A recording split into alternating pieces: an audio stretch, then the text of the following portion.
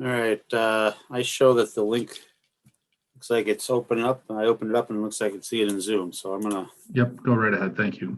we'll come back from recess. So as I said, the next item on our agenda for the special meeting this evening is to approve minutes. May I have a motion to approve minutes from the previous January 14th, 2021 meeting? So moved. And a second, please. I second. I'm sorry, who seconded on that? Anna. Okay, very good. So moved by Director Alt and seconded by Director Werb. Is there any discussion? Hearing none. Ms. Kenny, will you please call the roll? Alt, Aye. Chester, Aye. Connor, Aye. Hume, Aye. Miller, Aye. Werb. Aye. And the motion to approve minutes passes unanimously. We will now move to the new business section of this special meeting with the first item to approve Schmitty and Sons addendum. Speaker on this motion will be Lisa Ryder, Executive Director of Business Services. Lisa, floor is yours. Thank you, Chair Miller, board members, and Dr. Battle, Superintendent. I am bringing to you tonight the recommendation, and I'll just read this, that the Board of Education approves the addendum to the Pupil Transportation Services Agreement with Schmitty and Sons for the months of September 2020 through January 2021. This has been discussed previously with the board. I'm happy to run through anything that might be necessary at this point in time. I'll defer to you to tell me what you would like to see. We'll begin with, may I have a motion for the recommendation in front of us to approval of the addendum with Schmitty and Sons? So moved. To approve. Oh, I'll second. Very well. Motion has been moved by Director Hume, seconded by Director Chester. I will open the floor for discussion. If you'd like to, please use the raise your hand function in the participant section.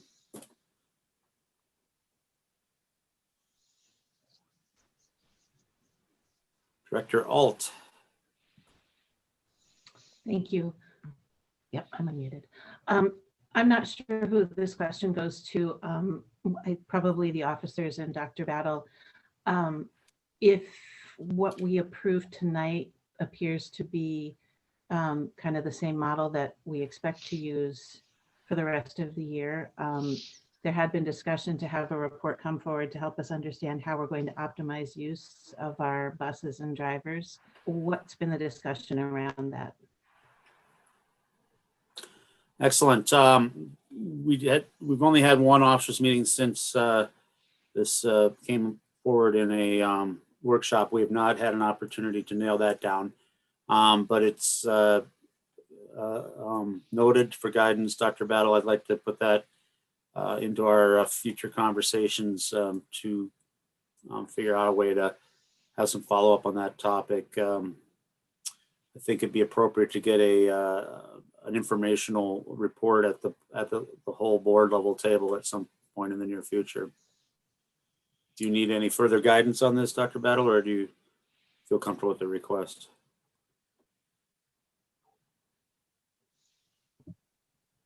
Yes, Chair Miller and directors of the board. Yes, I see in a future COVID-19 report, as our learning models are changing, that would be a good time for the informational report, or just direction if it's separate from that. Okay. Any additional questions or discussion?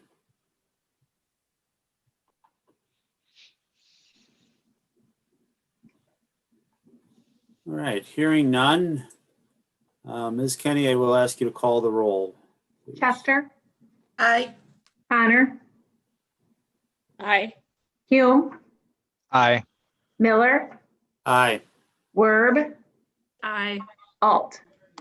Aye. Excellent. The Motion to approve the Schmitty and Sons addendum passes unanimously. That concludes the new business section of our special meeting this evening. And I will now adjourn the special meeting to a board retreat, ending our special meeting. Give me just a minute here to flip to the retreat agenda.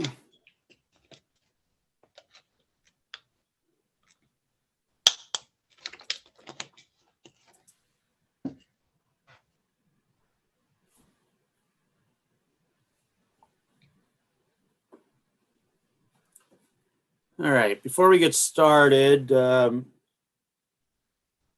Dr. Battle, would you see about Sue? See if we could figure out if she's going to be able to get connected or if she's struggling with something. I'm texting her right now, Okay. Chair Miller. Thank you, Jamie. All right, so thank you for making time this evening, everybody, to come together and have a chat. This is definitely the first time that we've welcomed new members to the board or to this board in a COVID environment where we're, or I guess more specifically in an all Zoom environment. So the typically, by now we've had a chance to kind of have a little bit of at least minimal conversations as we're putting our jackets on and leaving the building or whatever. And you guys all jumped in 2 feet forward on probably the most structured and organized meeting of the year, which is just, unfortunately, that's the way it goes with the first meeting being such a formalic meeting. So, welcome, Sue. See your name at least. Hopefully you're in. I don't know if she has audio though. It looks like, we'll see. Anyway, so the purpose tonight is really just to let our hair down a little bit and get to know each other a bit. We'll do a little bit of discussion around, I know all of you have had variations of some of the training provided by the MSBA. You've been doing some mentoring work with the mentors that we assigned. You've had introductory PowerPoints, all of that. Hopefully you continue to have some questions. Some of this might be repetitive. Sometimes repetitive is good for learning purposes because there's a lot to learn. So bear with us if it is too repetitive. But again, we're going to get to know each other a little bit, just try to talk through some of that stuff and then answer some questions. We have sort of 2 major sections to tonight's retreat. One would be to, as I mentioned, the board development section. And then later we're going to hear a little bit more about a key part of our strategic plan here in the district around pathways and what that is. So let's just start with, I hate the word icebreaker, but we're going to call it an icebreaker, I guess. I'm going to show you or share something here real quick with you. Oops, hang on. I want to do this first.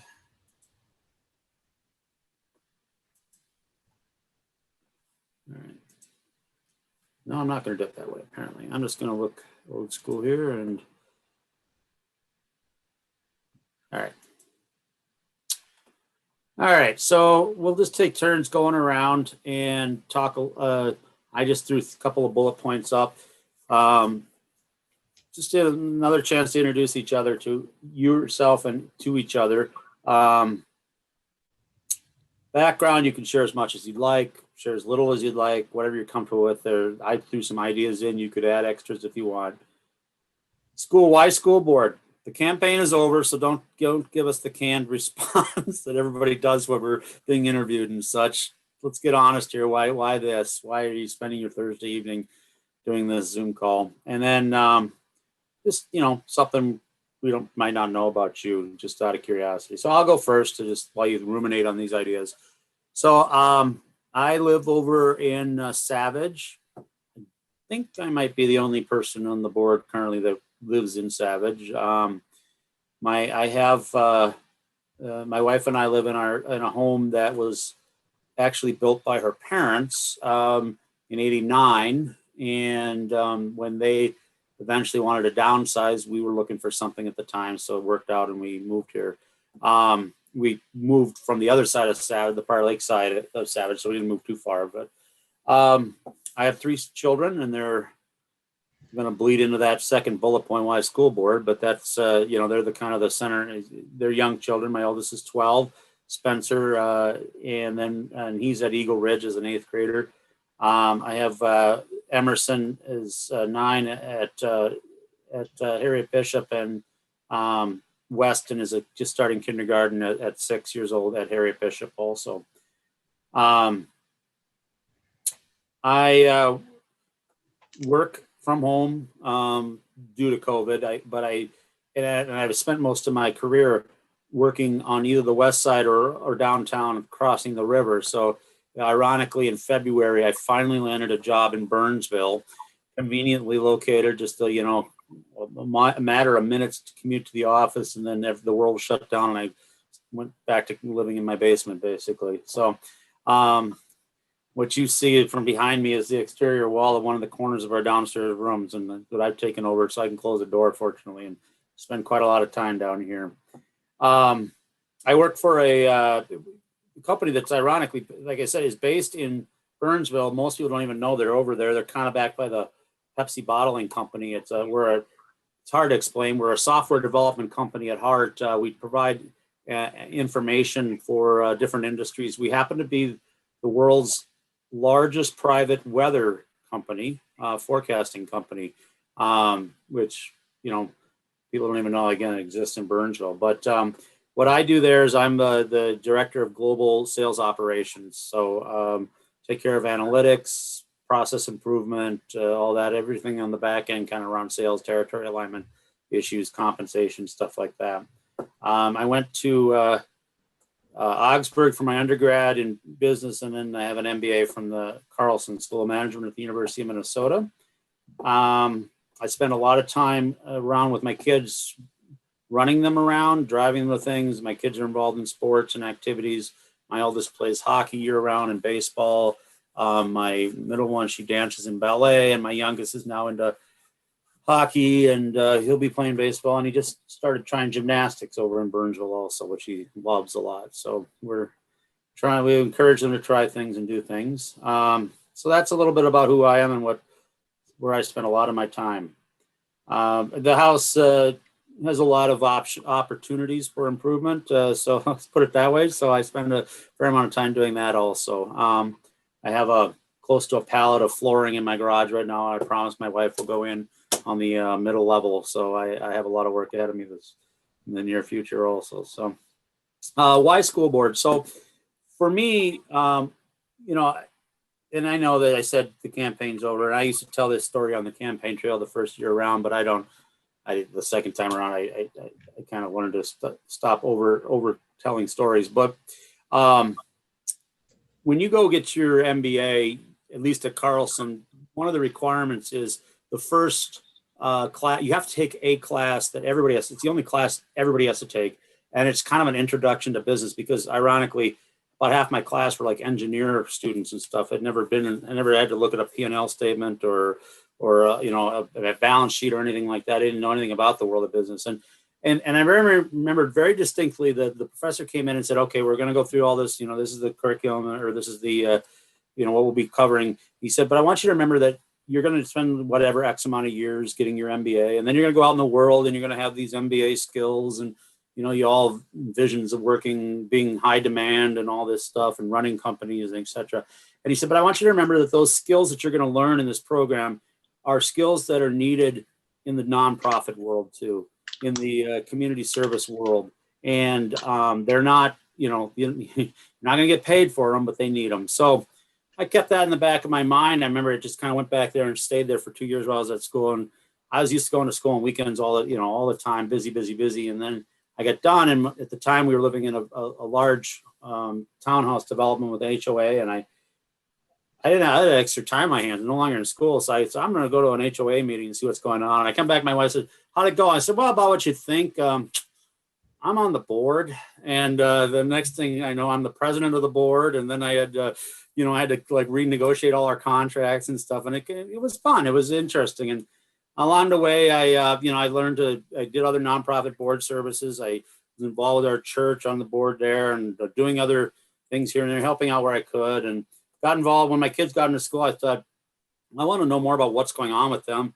I can either, mumble and grumble in the corner and complain, or I can roll up my sleeves and get involved. So started doing volunteer work. I was enrolled with the PTO, like most people end up here at some course through PTO. And then one day I'd always entertained the idea of maybe running for something a little bit bigger, but it always is, I don't know how you can do state service and be have a job. So at some point I was at work one day, and I was just looking through I'd taken a little break from work, and I was looking through the local the Savage Pacer website, and it said registration for school board elections ends today, $2 fee.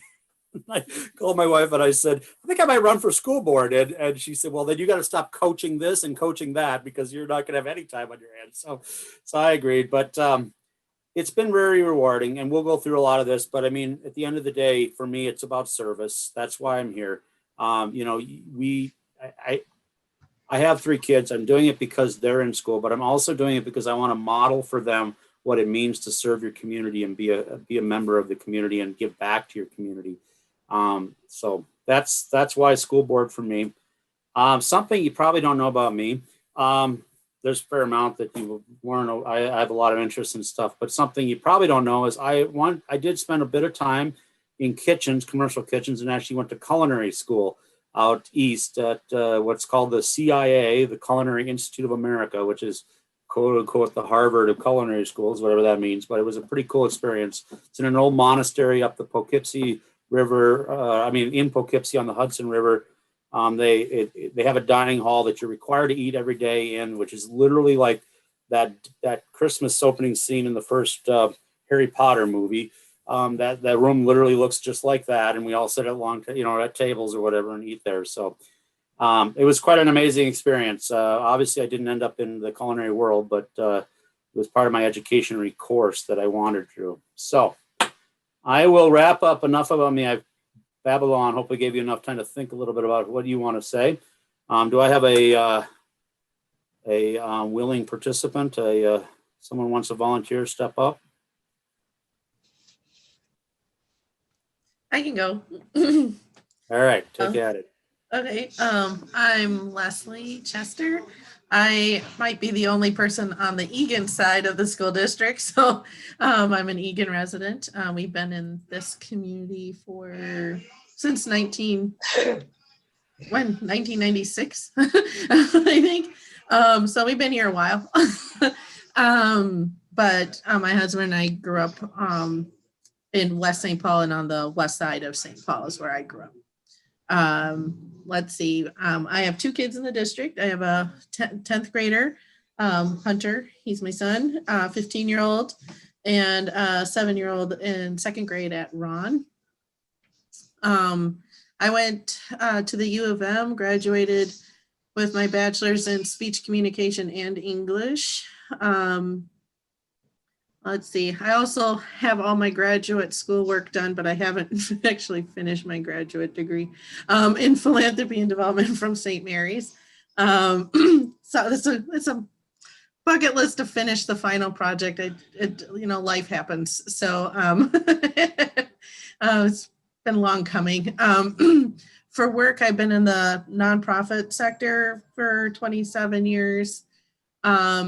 Largely, I'm a professional fundraiser and marketing person for lots of nonprofits around the Twin Cities, but right now I work with Evolve Family Services that provides foster care, adoption, parenting service support, and mental health counseling for children and families here around the metro area, but also in Western Wisconsin.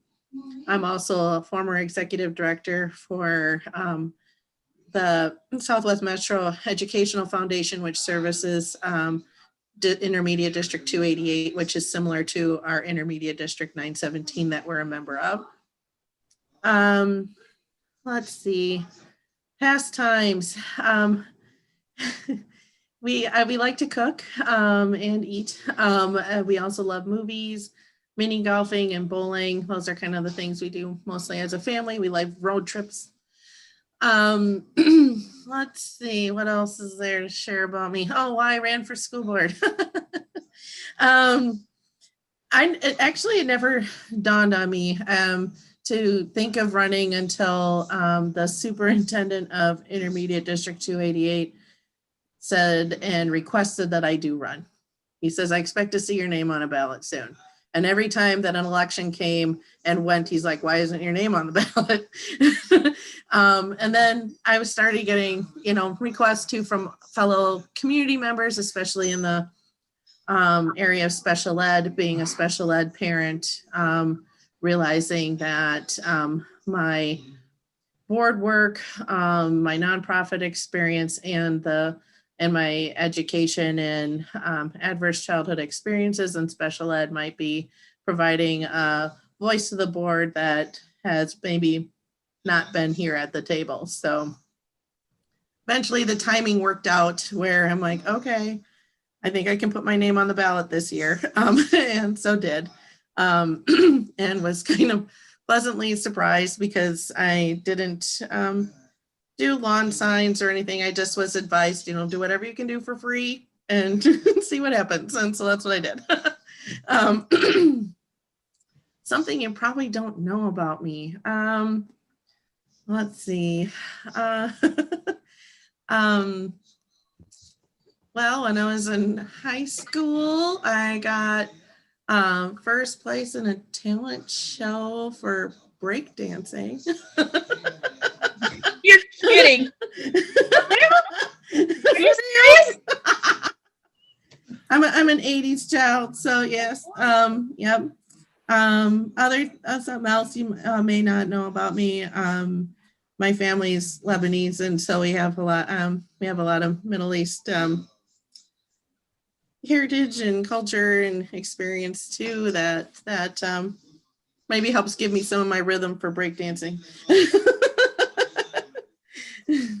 Excellent. Thank you, Leslie. You know that the Class Acts thing, I think they're starting to take auditions for, so if you want to submit something. I don't know that a board member has ever actually participated in that, so be interesting. All right, who would like to go first or next? Sorry. I put my little hand up. Oh, did you go for it? Sorry. Yes, That's you do have yours. Thank you, Tony. Go ahead. No problem. Just thought I'd get mine over with. Me and Leslie have quite a bit in common as far as, well, anyway, I'll just start. Okay, I live about 3 blocks from the district office, so I live right here in Burnsville. Currently, I have been married, currently not married. My spouse was deceased in March of 2019, but I do have a significant other.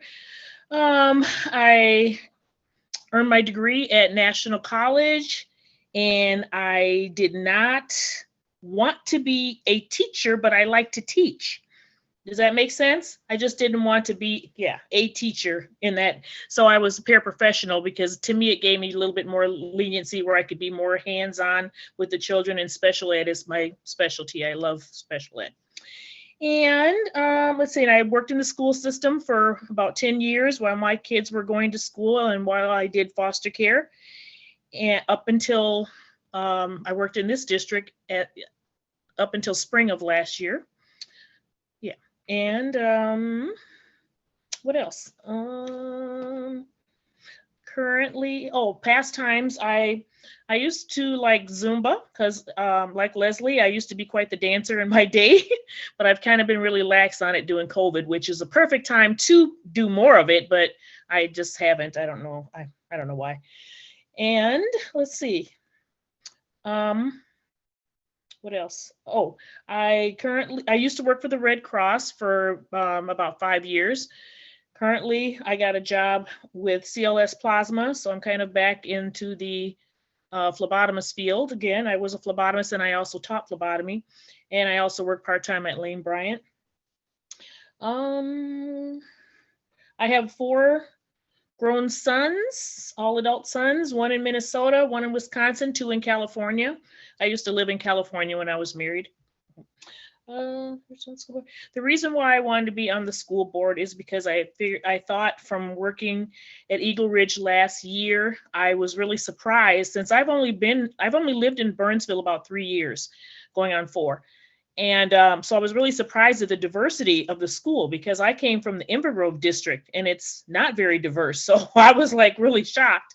And so I just thought that the school board, I wondered if the school board had some of the diversity that the student body or the community had. And I saw it did not. And so that's what made me want to run so I could represent.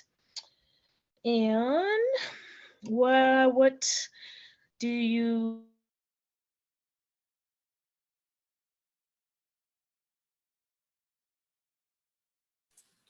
Your audio is cut out, Yep, Tony. your mic.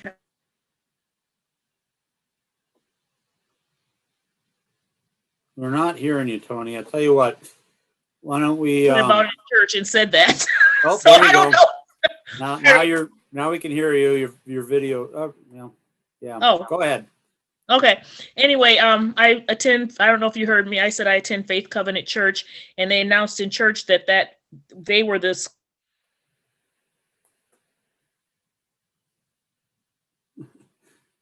Cliffhanger. They are what? Did anybody catch that? No, I'm I think sorry. she cut out at the same time for all of us. Yeah. And the last thing is when I worked at a hotel many years ago at the Radisson Hotel on the university campus, and I was nominated Employee of the Year, and I won a trip to New York. So, and that was when the Twin Towers were still up. That's how long ago it was.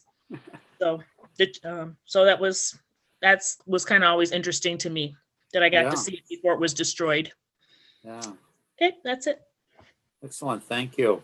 Mm-hmm. All right. Scott, you have your little blue hand is raised. I figured that was as good a way to do it as any. Thanks for the idea, Tony. So I am one of the Burnsville residents of the group. I've lived in Burnsville since, gosh, it sounds like a long time now. 2004, we moved to Burnsville. Before that, we lived in Eagan for the first few years that we were married, and my wife and I have lived in Burnsville for almost 17 years now, I guess. We have 3 kids. One graduated from Burnsville High School in 2017 and is currently in his senior year at MSU Moorhead. I have a junior who's at Burnsville High School and a 8th grader who is at Nicollet. All boys.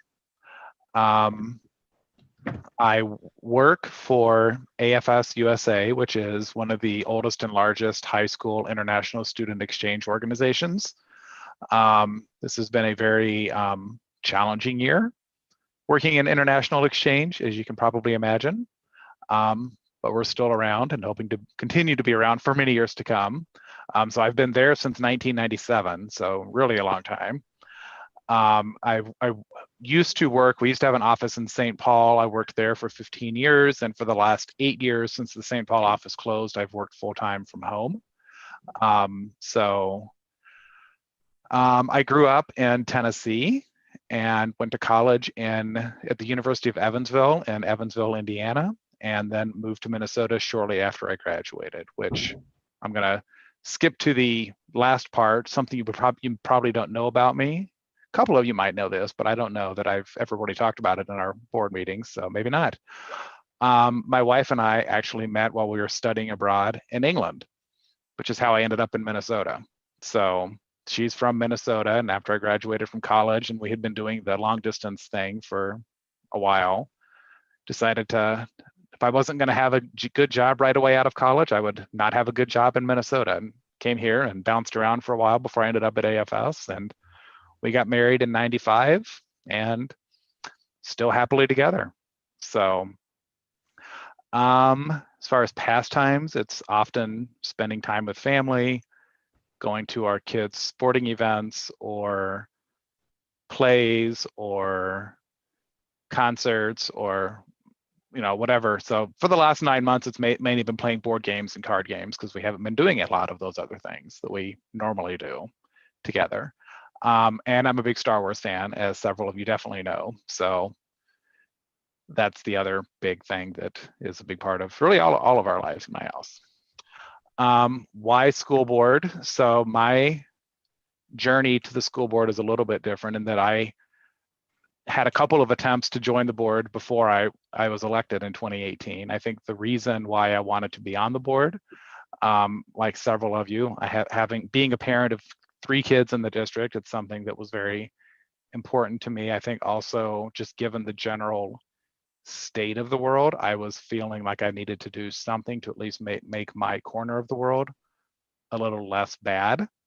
And so if this is a way that I could do it, so that, because there are some things that are out of your control and some things that are in your control, and I wanted to have the ability to influence things at least in, like I said, at least in my little corner of the world, to make things better, at least for the students and the families that live in our community. So I think that is it for me. Excellent. Thank you, Scott. Should I go, I guess? Sure. Jump right in. Absolutely. Okay, so I live in Burnsville as well.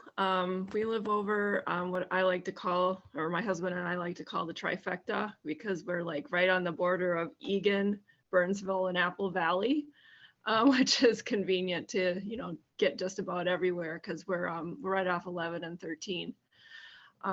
We've lived here since 2007, but I actually grew up in this area. I was raised in Apple Valley and graduated from Apple Valley High School.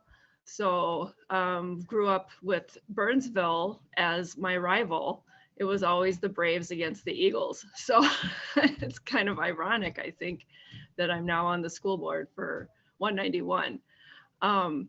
But, growing up in my family, it's interesting because when I tell my background story and I tell, my education, I don't really have a completed degree. And it's, I didn't have the type of family that felt like college was important.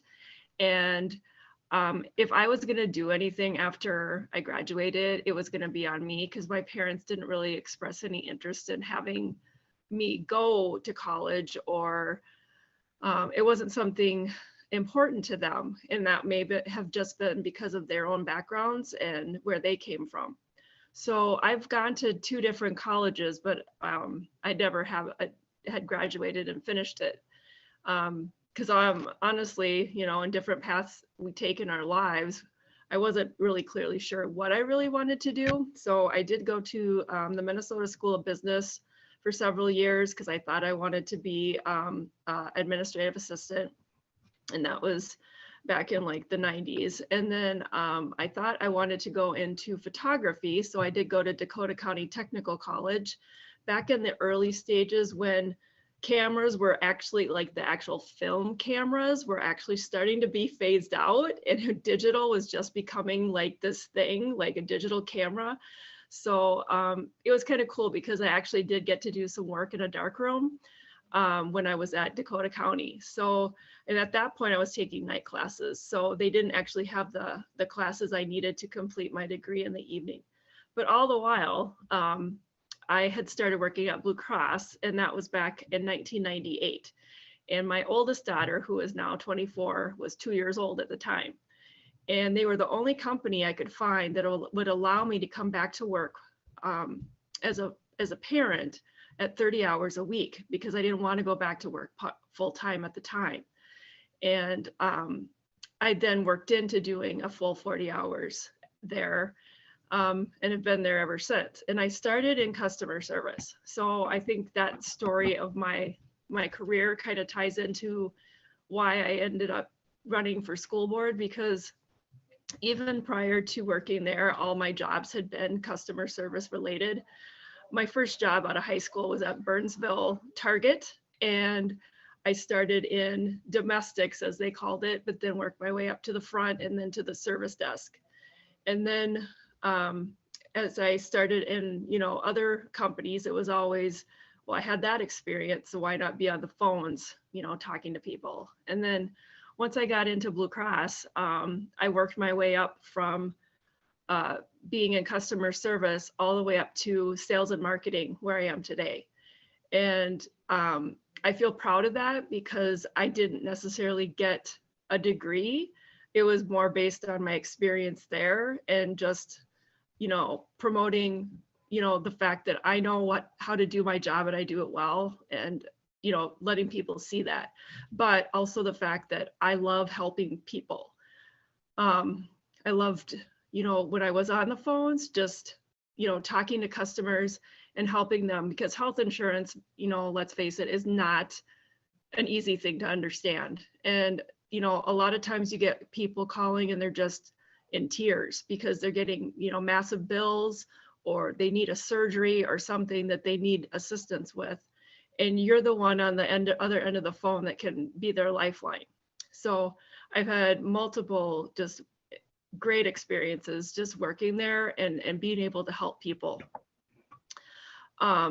So as that kind of ties into when I thought about, you know, going for school board, it was because I felt like I wanted to help our students and our community and our school district, because that's kind of always how I've, you know, had that mindset. And just as I also came to realize in the past couple of years and getting more involved with some of our, you know, we have additional, you know, all these additional things at Blue Cross that we do, and just being more aware of those things, like our health equity, and just understanding how that connects with education, and just connecting those dots and seeing how that impacts the people closest to me and in my own community.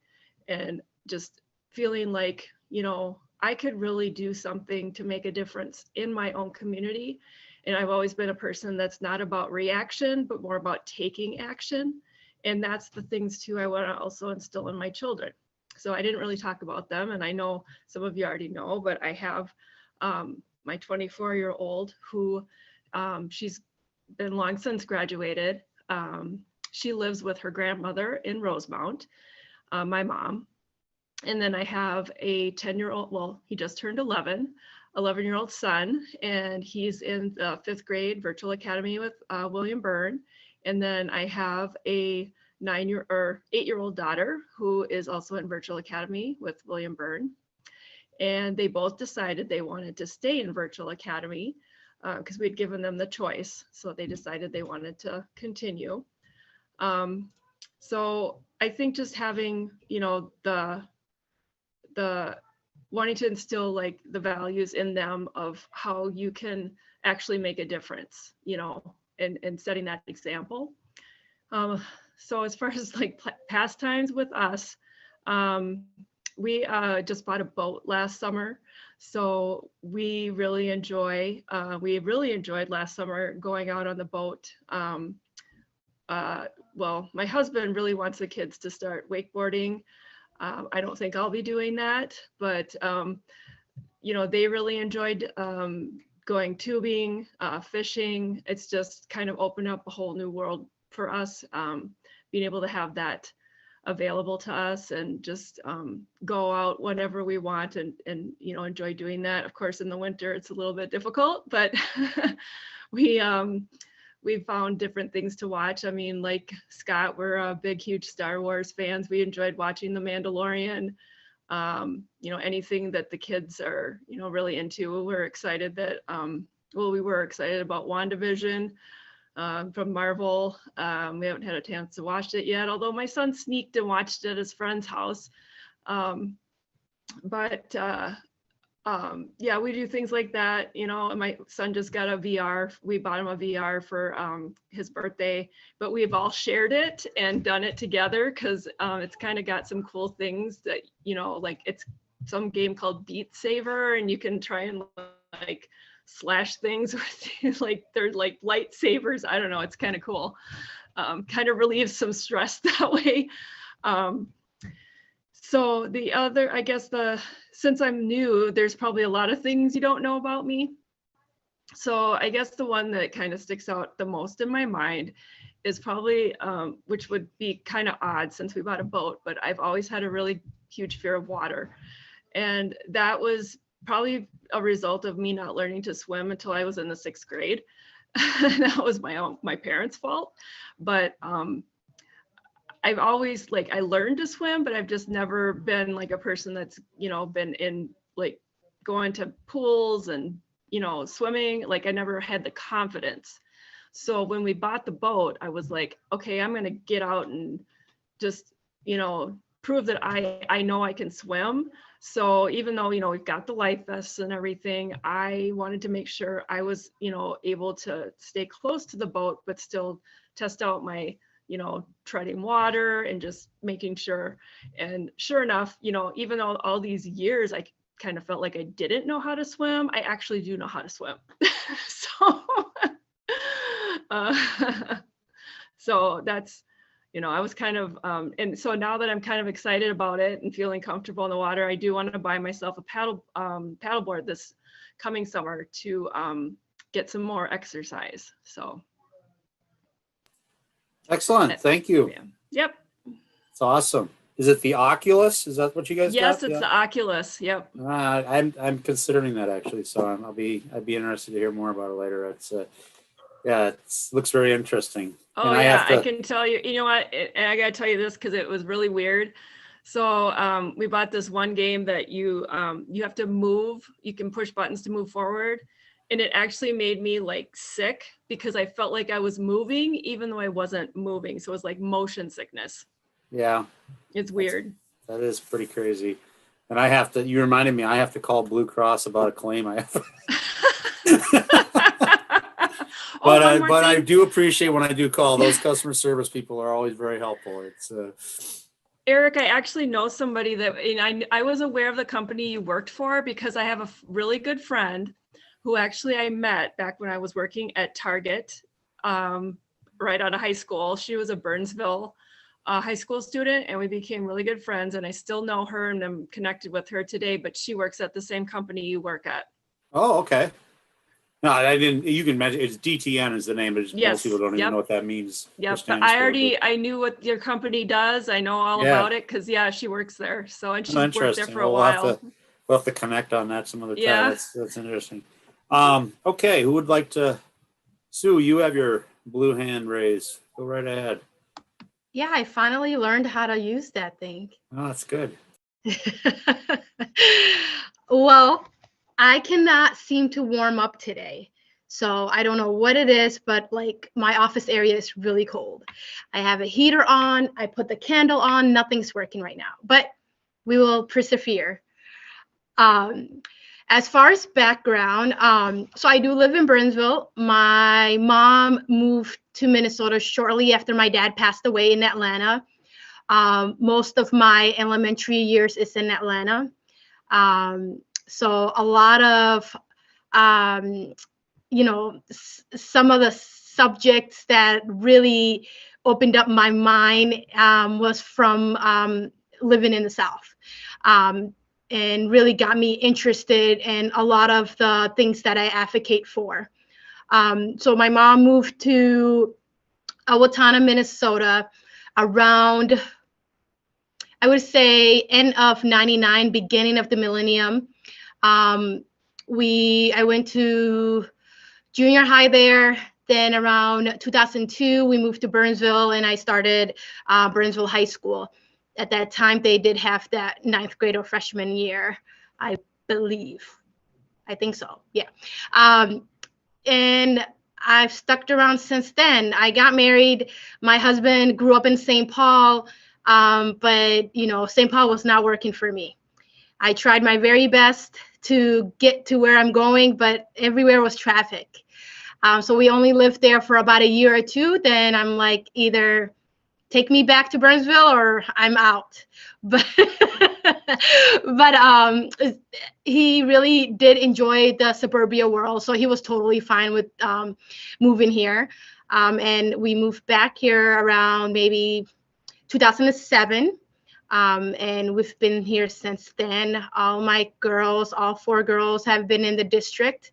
My youngest one is at Diamond Head. All of my kids started at Diamond Head at the Ready to Grow program. And we've gotten to know so many people and so many business owners because we love to eat out. And I'm always the one who's trying out new places. And I like to talk a lot when I'm talking about food, that is. So I get to know managers and restaurant owners really, really well. So if you need any type of advice on restaurants, even in our Burnsville area or Minneapolis, I am the one to call. So I am a big foodie. I love Anthony Bourdain, his show. I have a bucket list on where to eat around the world. As far as work, I mainly stay in the social work field. Again, that is a lot of my passion, is being an advocate for others, and being able to learn, learn things to help other people. What can I do better so then I can share with someone else? So one of the biggest things that I learned being a social worker was experiencing how to use mindfulness and practice mindfulness to do my job. And it really helped me understand if my cup is not full, I cannot withdraw from it and to help another person. So mindfulness really grounds me. And I try to include that in everything that I do, any organization that I'm at, and even my clients. I usually, when I meet with them, we will do like a 2-minute mindfulness activity, which includes just the breathing, closing eyes, and kind of feeling everything through your body. So I think that's something that I really enjoy from learning to be in the social work field. Education-wise, well, I got my social work degree from Metro State. I am timid about starting my master's. I've kind of went in a little bit at the U, then I took time off, then I went in. So I am just in no rush right now. I love what I do working for DEED, state of Minnesota. I really enjoy every part of it. I know the last year was a big change for me, having to be reallocated from my counseling job that I was doing, and running workshops and things like that when it comes to helping people find jobs or those who are experiencing job loss. And I had few students come by a few times. A lot of times during the summer, I would get students who never really worked on a resume. They would make an appointment with me and we would start developing that, entry-level resume, or they would need help with interviewing, things like that. So many of the students that I did work with were either from our district or a lot more in the Apple Valley and Lakeville area.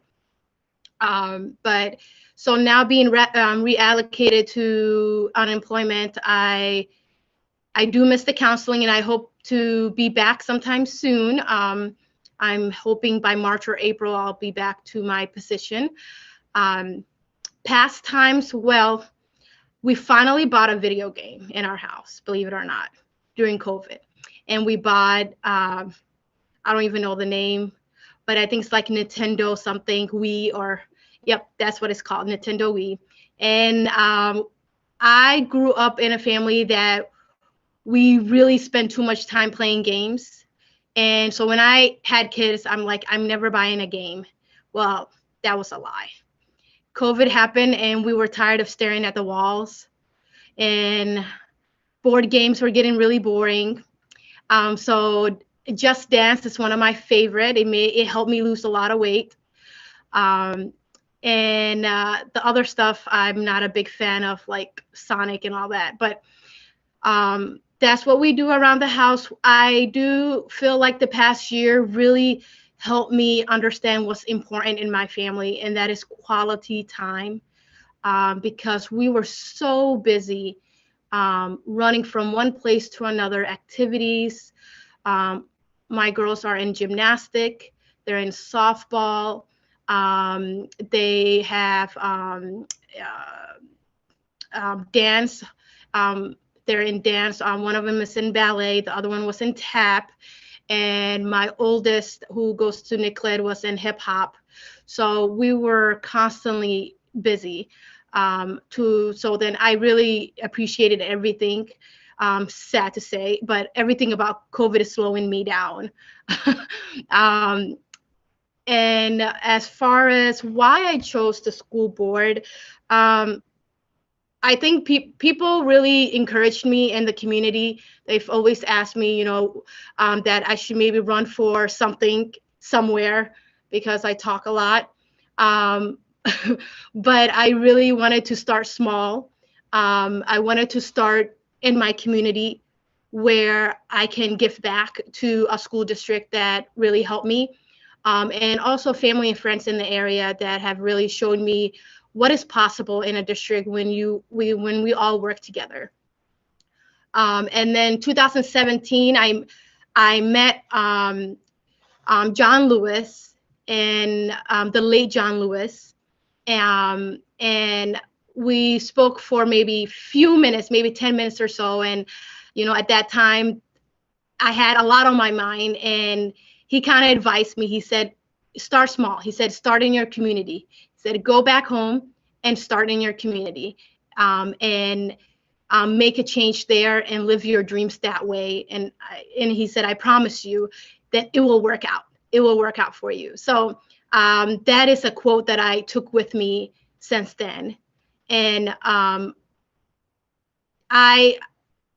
try my very best to make sure that whatever I'm in part of is not for me, it's for helping someone else or making a change in someone else's life. And I think the school board is a great place for me to start.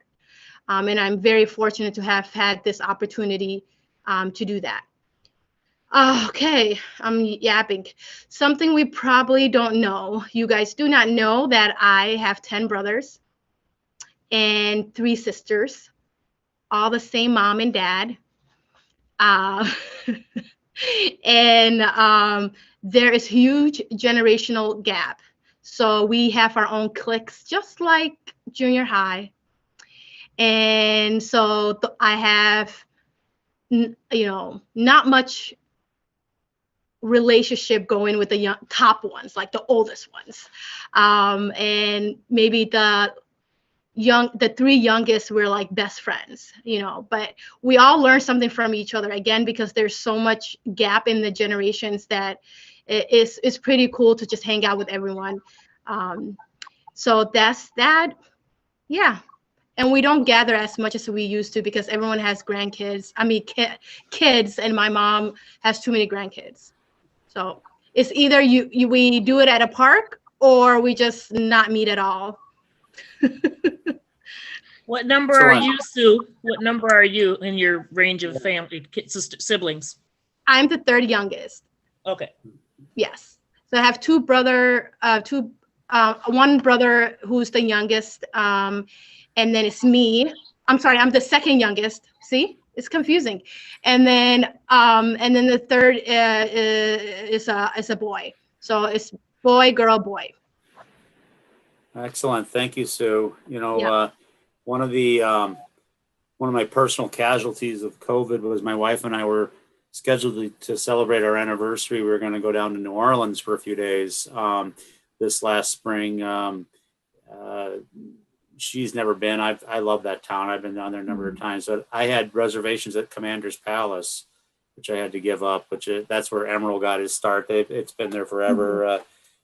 I was super bummed about that. So I'm hoping to get back and eat there. That's on one of my bucket lists. So yeah. All right. It's right across the Hilton Hotel. I've been to New Orleans twice and I went to Emerald's, but it's right across the Hilton Hotel. It's a beautiful place to be. Yeah. If you love jazz and instruments, it's the place. Yeah, I love that town. Yeah. Abigail, I think you are the last one to speak or to wrap this section up, please. Yes, sir. So let's see.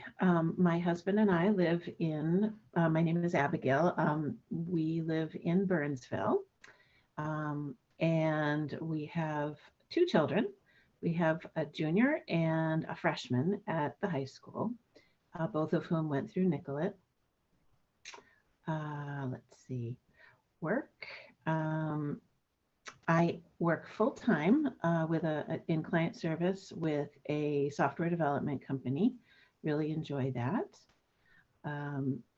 Pastimes, we have lots of pastimes, and they've kind of changed a little bit with COVID. We're finding, we've always been kind of an outdoorsy family, always enjoyed going for long bike rides and hikes. This winter, my husband and my oldest have done some snowshoeing, and they've really enjoyed that. We also enjoy cooking, like many have already mentioned. And with COVID, we've actually instituted a kids cook tonight each week. So the kids are responsible for planning the menu and preparing the menu, and doing most of the cleanup, but we'll kind of help them with that. Let's see, I grew up in New York State, upstate New York, and went to a private, small private school, Hobart and William Smith. Hobart was known for its lacrosse team. Hobart was the boys' school and William Smith was the girls' school. And my degree is, the highly applicable French literature degree. So there's been a lot of relevance. I like to say that I got my analytical ways out of that.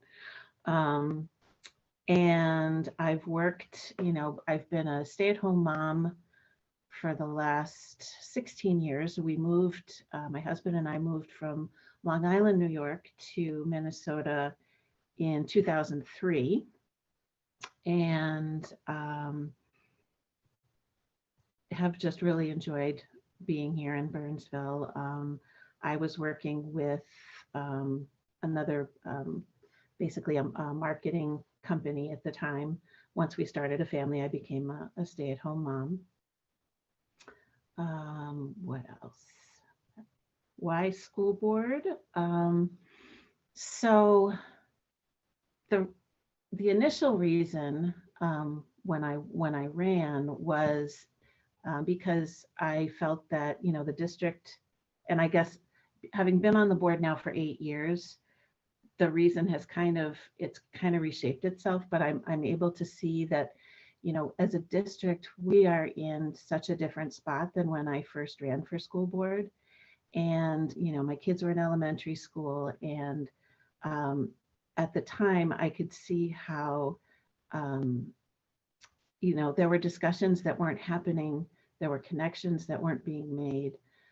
Teachers were struggling. I remember distinctly, one time hearing about a teacher desperately trying to find a mattress for one of her kids' families to sleep on. And so that was kind of the goings on at the time. And I knew that with my business background and the relationships that I had with people at the school, that I could really make a difference and give voice to, the families maybe who need to have a voice.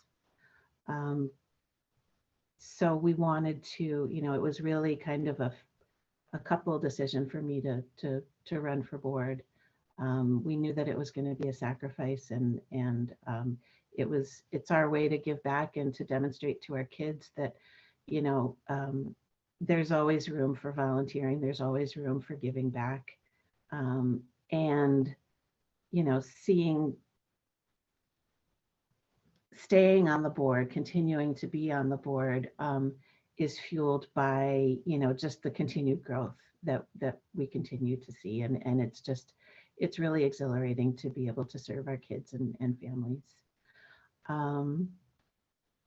Something that we probably don't know about you. Let's see, probably.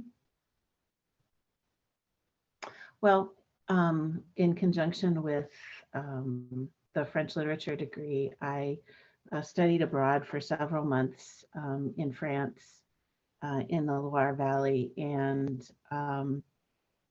that was really a time where, what I got out of that was the significance of being a non-native French speaker and the challenges that, being the other in a different country really meant for me. And so I kind of kept that with me, and just trying to remember that, we all have our moments of other. So that's it.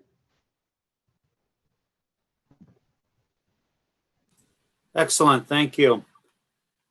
I recognize going through something like this is sometimes challenging depending on your preference to speaking about yourself in public and whatever, but I really did think I do think it's important. We're going to get into now talking a little bit about how this board functions and how we communicate and such. And one of the key messages I want you to take away from this evening is we are a single entity made up of 7 individuals. And, we work together, we make decisions that impact many people's lives together. And I think it's important to start that out by just knowing a little bit about where we're coming from, because we all come from different places. And that shapes our conversation, that shapes our input, and shapes our perspectives on the conversations. So I appreciate you taking the time to do that. There are some supporting documents with the next stuff that we're going to go through in board book. I'm not going to bring any of it up on the screen, but I just encourage you to take a look at it and reference it. Probably it'll continue ongoing as we beyond tonight too, because these are important documents. The first one I'll just briefly touch on. I suspect you've seen this, but I also understand that you've seen a lot of paperwork and a lot of things have been shoved kind of at you. So we just wanted to re-stress this. This is a lot of credit goes to Director Alt in getting this pulled together. And it is a living document, although there's a PDF out there right now in board book. There's a living version of it. And so it will continue to develop and migrate. So I would suggest, like me, I have it as a bookmark in my browser settings so that I can go to it.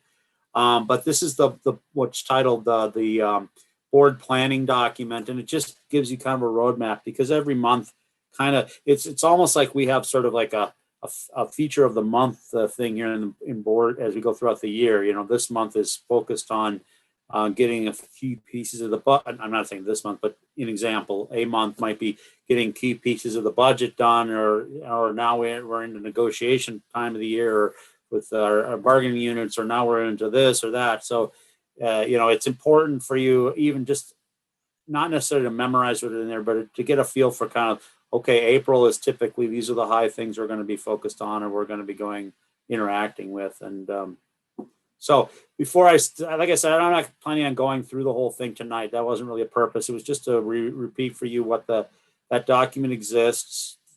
Honestly, nothing like that existed when I started here. So if it did, I never saw it. So again, very many thanks to Director Alt for the work she put into getting this together. But it's a good guiding tool. And so before I move on though, is there any questions around it, how it's laid out, and what, or anything specific about it? Okay. All right. Sorry, Eric, Yeah. I have more of it's kind of question. Maybe you could talk a little more. You mentioned that it's a living document. Maybe you could talk a little bit more about updating it, or timelines for kind of reviewing and updating it or changing it as needed. Yeah, so it is, just to be very clear, when I say that, it is an Excel document in a shared folder position on the Google Docs for the school district. So if you don't have that link, we'll get that to maybe reach out to Ms. Kenny, or I guess Director Alt. You could send her an email and get you the link to it. It looks like I have view only. I never actually inquired about that. I have view only rights on it. Director Alt, I don't really care. I mean, do we have did we ever discuss who can edit this? So the thinking is, and Eric, I can give you editor privileges. The thinking is that since it was something that, you know, when it was created, we did review it in, I think it might have been a workshop, Yep.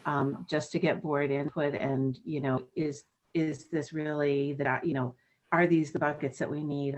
Do we have the right monthly data points that, you know, informational points? So the intention was that it's not necessarily for individual board members to edit, but for the officers to bring forward for us to review on an annual basis and see if, you know, if there is anything that needs to be adjusted. Sure. Okay. No, I think, and I like that idea. But if you do find that there's something that occurred that you thought might be beneficial in a given month that we haven't captured here, beneficial for us to remember next year or for future folks to be aware coming up, by all means, let us know it, and we can get it updated. So, and when I say living it and document, again, it's, I mean, the fact that it probably will occasionally get things, little tweaks and adds here and there as we remember, oh, geez, that's right, we had to do this month or whatever. So, okay, does that answer, Scott, what you're inquiring about? Okay. Yep, thanks. Yep. All right. The next is we're going to discuss the document called School Board Superintendent Communications Practices. So this document was also one that was drawn up relatively recently. Maybe there's been iterations of this, but this version was done up, I think, in the last year or so. And I'm not going to read it per se, but I'm going to kind of go through it because it is laid out pretty well for a point of discussion also. Again, just in general, the philosophy purpose is to sort of delineate the communications that occur between us, the Board of Education, and Dr. Battle, or whoever happens to be sitting in the superintendent seat. And that, you know, it's important for a productive working relationship to have clearly delineated expectations and responsibilities. So as board members, you know, we handle a lot of information. We get a lot of inputs. A lot of those come from Dr. Battle. Some of them come from picking up the newspaper, or talking to neighbors, or seeing stuff in social media or whatever. And it's important to remember that we have placed the responsibility with Dr. Battle to you know, be the functional leader of the district, to be the CEO of the district. And we're in a governance role, and we need to maintain that, let Dr. Battle maintain that responsibility. So it's important that we communicate to and through primarily with Dr. Battle. You know, so the article the document starts in talking a little bit about values. I think those are pretty straightforward. Read them through them, but respect and integrity. But then it's important we talk a little bit about some of these guiding principles. As a board, we are bound by our own practices and procedures to speak as one voice. And so, for instance, when a parent sends, or a community member sends a concern or some input or something in email form, we need to reply. We need to acknowledge that they have responded. We may provide information back to them, dependent on the circumstances. But we're going to do that as one voice. And the way we have chose to do that is to communicate through the role of the chair. So if you do get communication, and you know, if you see an email and you see, oh, I don't see that, if they chose to BCC, for instance, or you don't see that everybody's been copied on it, then I ask as the chair that you send that to me and just say, hey, by the way, I got this. Maybe more than likely they did send it to all of us. They just maybe masked who exactly it went to. And then I will, I'm committed to getting a response out to them and letting them know, thank you for letting the board know. And I will copy you on that. But just again, it's important that we're speaking as one voice, so that please don't reply directly to somebody in that circumstance. Please don't reply to the all once it goes out, etc. This isn't I want to be very clear. This isn't an attempt or an effort to muzzle anybody's opinions or thoughts or ability to speak to the public. You are an individual member of this community, this board, a peer with everybody that's in this call. But it's important that we do speak as one voice, because as you're, I'm sure, acutely aware, emails especially, conversations can be unfortunately interpreted different ways depending on the recipient. And, so we want to make sure, because if you speak directly to somebody, you are speaking then as one voice also. And so that responsibility has to lie in someplace, and it has historically sat with the chair. This also includes if you get contacted by the media, if you get contacted by, individuals or whatever. I still talk, even when I wasn't in the chair role, I of course talk with my friends and neighbors about things and stuff. That's not to say you can't do that, but just be conscientious of general communications, that we're trying to speak with one voice. This is actually, it's a challenge as a board member, and you're going to learn to understand that because, it actually, frankly, bit us in the rear end a couple of years ago in negotiations with our largest bargaining unit. We chose to be very close-lipped because we wanted to speak as one voice, and we wanted to speak, individually with them directly, and that allowed misperception to proliferate, to get out into there was misunderstanding in the community about what was being negotiated. And so it's a line we walk, and we'll stumble, and we'll have opportunities to correct ourselves, but just try to keep that, if in doubt, please reach out to me or Vice Chair Chester about it, and we'll help try to clarify it. We value and respect the unique and distinct roles of the board and superintendent. We're always trying to communicate positively. You'll see that from me. There's no need to get down into a negative spiral hole of back and forth with anybody. We'll speak positively, and often, typically, my response pattern will be acknowledging that they've responded, letting them know that the board heard their messaging, and any kind of clear follow-up or question answering then will be handed off to Dr. Battle and or her team to address. So I've been kind of plowing through this thing. This wasn't meant to be a lecture series from Eric Miller. Does anybody have questions, or those of you that have done this a little bit longer have any input that I've missed on this? Well, I We'll was just jump in. Gonna say thank you for talking about that, because that was actually going to be one of my questions, Eric, was if I received an email that was just addressed to me, then is it my responsibility then to forward it to the chair? And so that I'm just confirming that is your, yes. The direction is yes, because yes. It needs to be answered by the one that's representing all of us. Yeah. So in today's world of ways of communicating, you'll get something that says, Director Werb, we're very, I'm very interested in letting you know about this or whatever. Probably that went to Director Miller and Director Hume and Director Alt also in the same, copy and paste.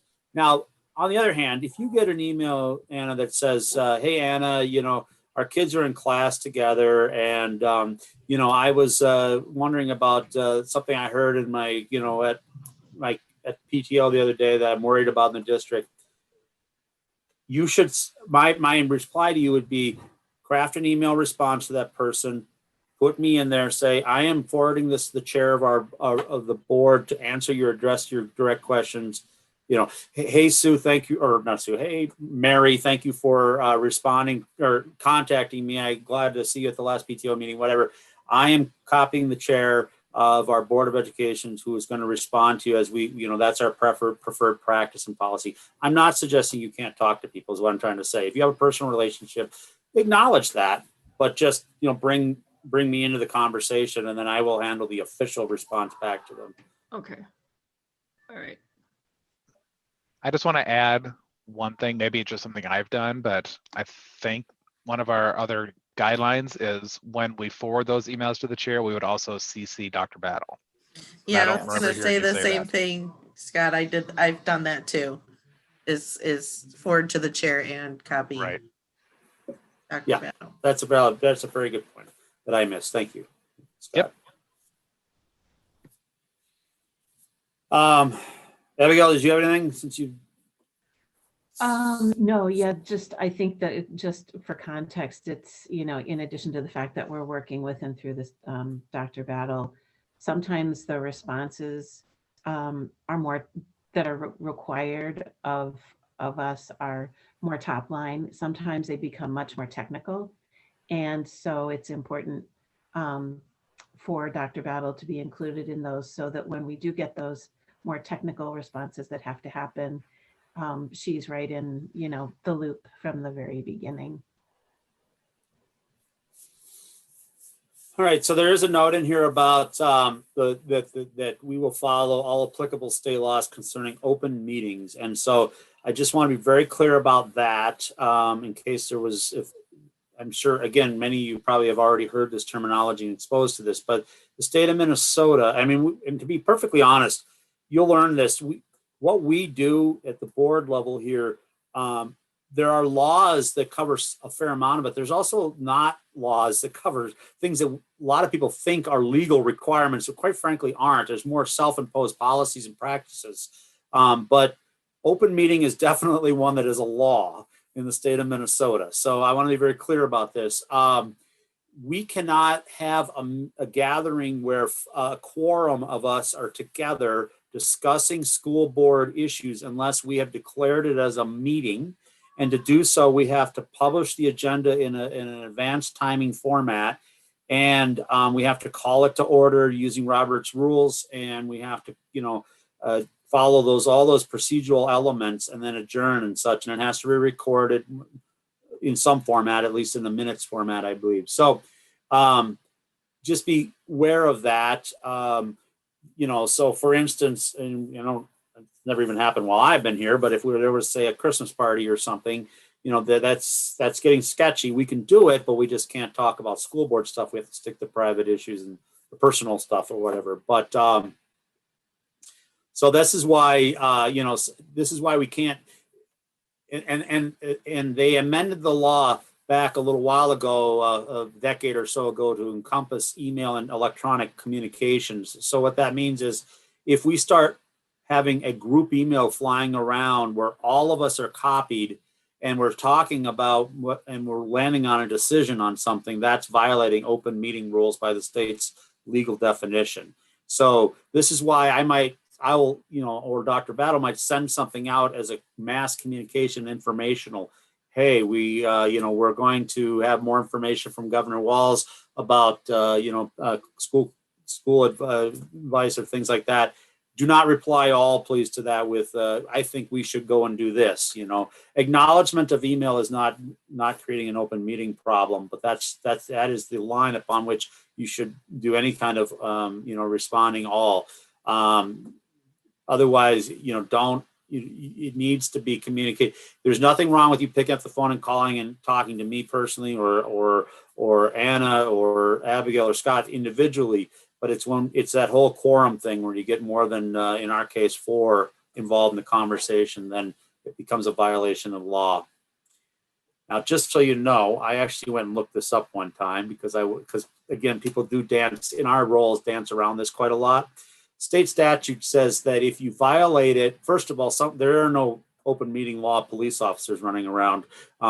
Someone has to, in the public, has to bring it forward as a complaint, and I think they have to bring it to the state attorney general's office, who would investigate.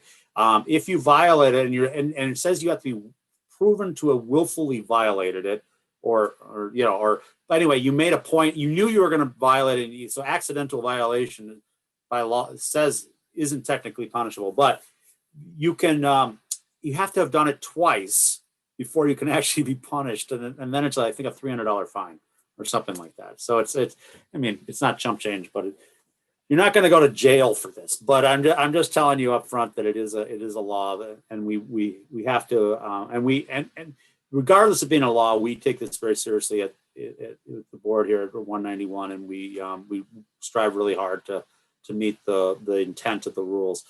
It was a law written, I believe, in '58, if I remember right, when literally things were done in smoke-filled back rooms, and it was necessary. There's a fair amount of philosophical conversations that go on at all levels in politics of whether the law needs to be possibly amended given the new world we live in and rapid communications and such. But that's a whole nother conversation. All right, roles and responsibilities.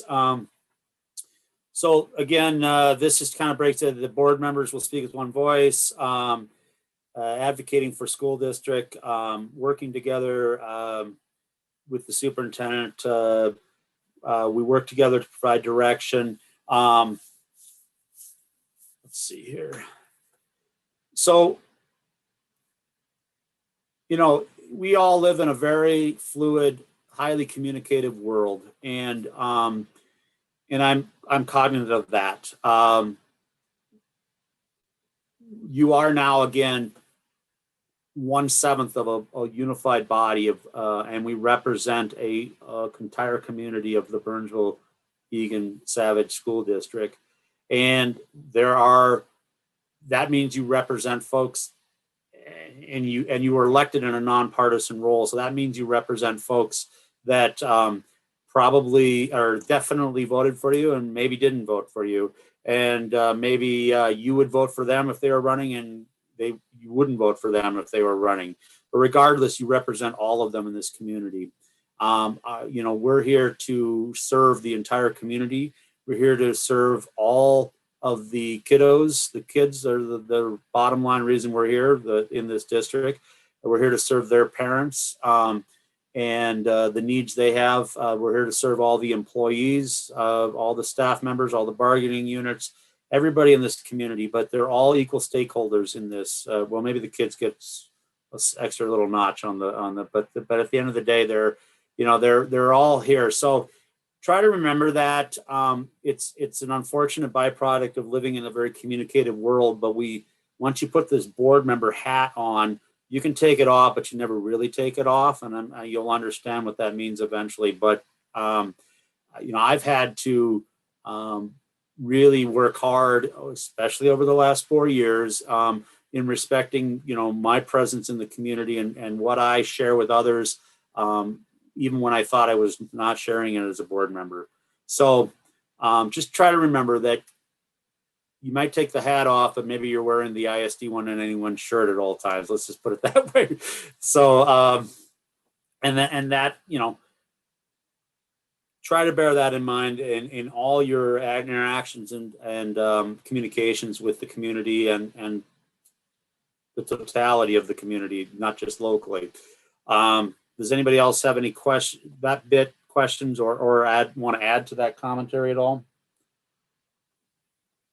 No. So we're kind of like celebrities. We don't have a private life, is what you're saying? That's a proper way of saying it to some degree. Yes. Okay. Yeah, that's a good way. It's just, I've had to bite my tongue. Let's just put it that way a number of times over the last few years when I probably maybe would have wanted to put more on Facebook or whatever, get out there and say things about certain things. But I recognize that if I do that now, whether I'm exactly 100 or 200% right, I might alienate somebody that I want to, I'm representing and I want to connect with later. And, in my personal life, I might not care, but in this role, I have to care. That's the result of what we live with. Yeah, And well, it is kind of hard sometimes to walk that line of being able to kind of speak your mind because you're also a community activist, but then not to, yeah, not to fit, not to offend. So yeah, but I'm trying to be careful too. Well, I have a great example of that because before I was, I guess, I was called a district ambassador. So, or I was a district ambassador. I don't know if I still am, but you should ask Dr. Battle. But Even more so now. yeah, Yes. well, yes, but I felt like I needed to, and part of that, I think too, I would have discussions on Nextdoor with people, but I don't feel at this point that I can do that. I saw something on Nextdoor where people were bashing the school board, and I was like, I'm just walking away from that because it's not my right now to get involved in that. So. And it's the challenges, and we've talked about this over the years that, in this role as school board member, we actually are more constricted in what we as individuals can do in terms of communicating, but at the same time, the strength of our voices is in our work together as seven. Yeah. And so, while there might be chatter in the community, we know that there are people in the community who will have those conversations, and they're necessary conversations. When they come to us formally, that's when we respond. And also there was another point there that anything, the one thing that I always remind myself is when we have discussions at in a regular school board meeting, in a workshop, in a special school board meeting, all of that is public. So if people have questions about what the board is working on, anything that's been discussed in any of those venues is completely open. It's when we go into those closed sessions where personal or private data is being discussed that we can't. So, I often, people will ask about, well, what's happening with A, B, or C? And I will share with them, well, we just had a meeting. We had a workshop about that. And this is what we learned, and this is what we discussed. And, more will be coming back to us, at some point soon. So, it is a juggling act, but yeah, basically, in terms of what we post in social media, what we talk about, it's a much more limited role that we all have accepted as school board members. I think for us to speak out like that is limited. What I do is in hearing or seeing comments or anything like that from social media might formulate some of the questions I actually bring to discussion at a board meeting, because I want to make sure, questions are asked. I may too end up having some of those kind of questions like, hey, yeah, I did think about that. I think where I think we can redirect or correct in ways in terms of some things, especially if some of the messaging from somebody is actually potentially initiating harm onto other constituents within the community. I think that's where like reiterating messages that Aaron creates for the district, I might repost into my my kind of official school board community member Facebook page. I have a couple, just one private, one public, and in the public one, it's just kind of reiterating and reinforcing our messaging and our values, so that we're not maybe accepting or embracing anything that would be causing harm, but trying to move things forward. I think go ahead. I think from more just observing this conversation that I saw, it was this person's individual experience, and other community members were on board with pointing that out. So I felt like they were more defending the school board rather than jumping on board with negativity. which I think, is good. I think, it's like just some of those times when people are upset about something and they just want to vent. And it gets directed at something or someone, and it was the school board. And always Dr. Battle's door, I mean, you've said this regularly, Teresa, that your door is always open. So when people have something to share, they should feel free to, whether it's talk with the teacher, the principal, the assistant superintendent, all the way up to Dr. Battle, no meeting is refused. And I didn't know that when I was just a regular, person in the school system. I didn't know that the school board meetings were open. I never knew I could listen in or anything. So, yeah. Well, it's when we're back to, it'll become apparent to you when we're back to meeting in person. There'll be nights when, Lisa and Dr. Battle and a few staff members are presenting, and if we're lucky, there's one community member sitting out there. But there'll be other nights when there's 250 people in the room, depending on how hot the topic is. So those happen too. I was one of them. Well, and I think when we get back in person too, and with regular board meetings, one of a really good experience is the listening sessions too. So that's usually when you're encouraging people to bring topics to the listening session as well, which is I have found to be a pretty good experience too. It's hard to still even, because there's more rules around what you can and can't do in there too. Like I would love to be able to respond, but I know that I'm only there to listen. but it's just another opportunity for community members to provide feedback, and it's something for Dr. Battle, or if Dr. Battle's not available, Brian Gersich to come in and hear, and then for us as board members to hear as well, and could bring to a workshop, could bring into a topic, but it's just good opportunity to have that openness and access that people may not feel by attending a board meeting. And it's important for, let's see, I'll check YouTube here, for the 4 people that are watching us right now on YouTube, to understand that I just want to be clear, emails addressed to the board, whether you use the board inbox or a couple of us and it gets spread, do get seen and read by every board member. So please, as a community member, know that it is important that you share your feelings and observations with us. Another thing I want to be very, very clear with is that I in no way advocating or attempting to stifle anybody's individual voice. We are all here because we are critical thinkers. We're involved in our communities, and we're and that the outcome of that means we have opinions, and I fully understand that. But we've taken on some responsibility also in sitting in this chair, and so I'm trying to I'm just trying to share. We're all trying to talk a little bit about the experience of, and it'll be for you, for everybody. It's an ongoing, growing process. I'm still learning from it, and we'll continue to learn from it until the day I leave. So just, that's what that was the point of the conversation. Any other thoughts or concerns, questions about that?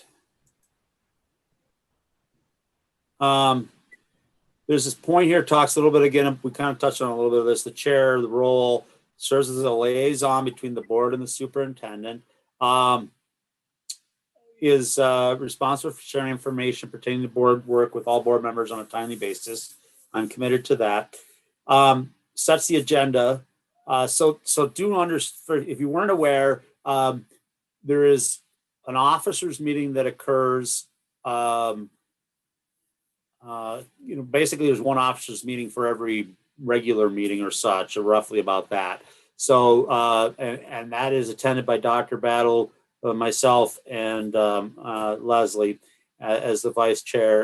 Occasionally Dr. Battle will bring in other attendees if there's some topics to discuss. And so, the agenda on that is pretty straightforward. It's usually the next couple of meetings that are coming. We literally go through the agenda as it has been currently laid out in board book, and we talk about each topic. sometimes we ask Dr. Battle that make sure that so-and-so is there for this, or you know, that we need to move this to a different section by Robert's rules, or you know, make sure the presentation has got all of these points in it. And then there will usually be some additional topics that the superintendent will bring, just you know, informational or you know, developmental stuff to let us know things are going on or whatever, get some feedback, direction. So there, you know, the officers meetings are, I guess, a little bit of a step beyond the normal board meetings, but I have already started talking with Dr. Battle about this, that I want to be very clear that we are going to be making decisions as a group, as one. You know, she's going to be challenged with timely communications to us and individually, and in your one-on-ones on a monthly basis. She's going to work, she's going to bring you information about, well, you know, this contract is going to be upcoming. We're talking about this, getting this donation from this large group, or this issue's on the table, or whatever. But and information is appropriate, but you know, decision making will occur either in workshops where we'll flesh the details out, and then the final decision made at a formal board table, or dependent on, you know, if it's not necessary that much conversation, it might just simply come up as a new item, business item, and then we can discuss it. You can ask your questions in the discussion period. Brings up a good point. If you're you know, hopefully you understand it's important to be looking into board book and what's on the coming agenda before you go into the meeting, so you're prepared for the meeting. But another real reason for doing that is, if you're looking at, there's a presentation coming up and you went to slide 6 and you see some numbers in there and you're confused about what they are, or you're anticipating you're going to ask for more additional information, then you should really be, with some advance notice, sending those questions to Dr. Battle or directly to the presenter, copying Dr. Battle in your communication, but letting them know you have this question. Some of this, to be perfectly honest, will be a little bit of theatrics. You're going to ask that question. You might even get that response, and then you're going to ask that at the board table, and they're going to respond back. But the point of that is, if you have that question, then probably somebody in the community or one of us has that question also. And it needs to be asked, again, in that public meeting environment so that everybody hears the answer. But you know, it's respectful from our perspective to not catch somebody at the table who, you know, they put a lot of time in these presentations. They're up till 6, 7, 8 o'clock at night, like some of our attendees who are currently waiting for us to get through this section. Thank you for hanging out. They're putting in their evenings hanging out, and then we hit them with some, you know, what's the third year that you didn't data in there? That's not fair to them. So let's try to, if you're thinking of a question, let's get that out there in advance so they have time to bring the proper data to the table, the proper questions and answers. The rest of the document dives more into the superintendent's communications, unless I'll ask Abigail or Scott or Leslie, did I miss something specific to board and chair communications you think we should cover? I don't think so. I think you covered everything. So then I was just going to add one other, sorry, yeah, Eric, one other thing. With questions, yes, definitely. If you have questions that come up with the background papers, send them in advance. But don't think that means you can't ask a question if you think of one during the presentation, because I think every person on this board has, in the middle of a presentation, thought, oh, I should ask this when they're done. So don't let that stop you if you haven't already asked the question in advance. Just know that they may not always have the answer right away if you didn't ask it in advance. That's an excellent point. That has happened numerous times. Yes, because sometimes somebody asks a question, but it might prompt me a different question as part of the question that was asked. And so, yeah, and I think we just need to be flexible, is that understanding that they might not be able to provide that information at that meeting, and hoping maybe they would follow up if that wasn't available at that time.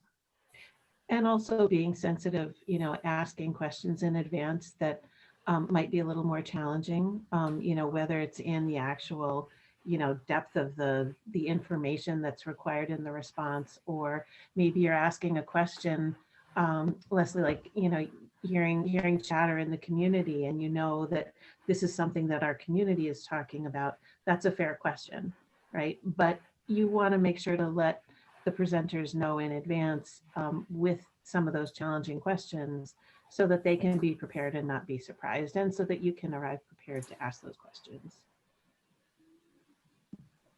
Well, I'm glad you did tell us that we can, I mean, I will try to refrain from doing that, of course, and do it the proper way in advance, but I'm glad you let us know that we can, if we actually have a really burning question on our mind, that it is okay to ask it, even if we don't get an answer right away. Because reading things is, you know, that's just information.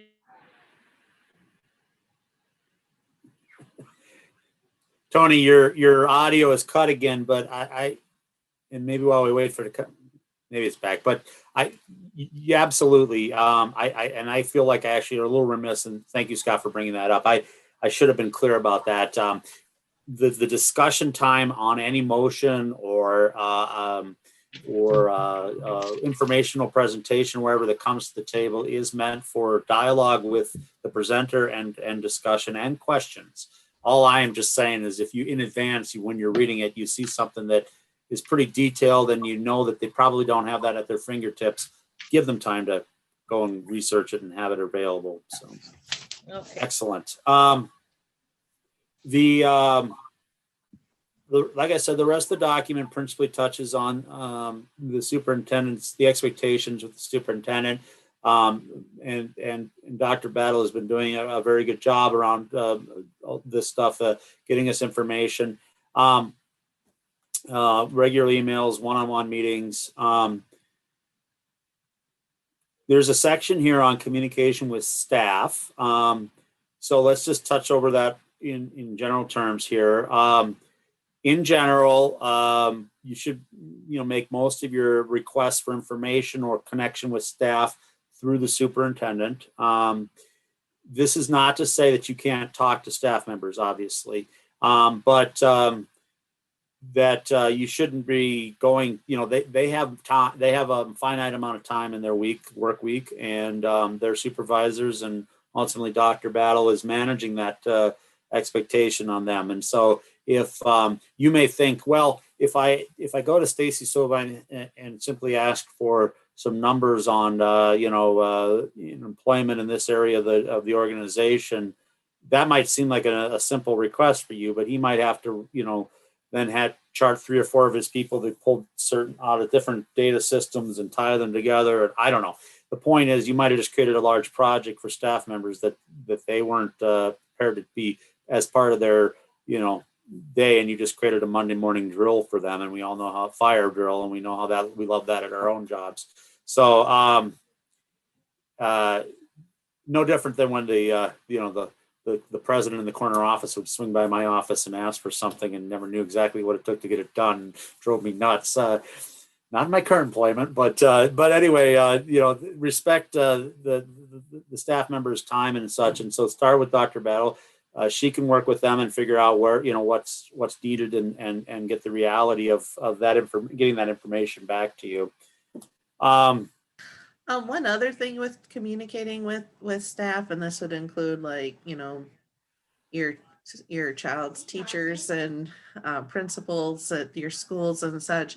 Something that when being mentored by Abigail when I first started is, all of a sudden people are aware that you're a school board member and you have children in the schools, if you have children in the schools.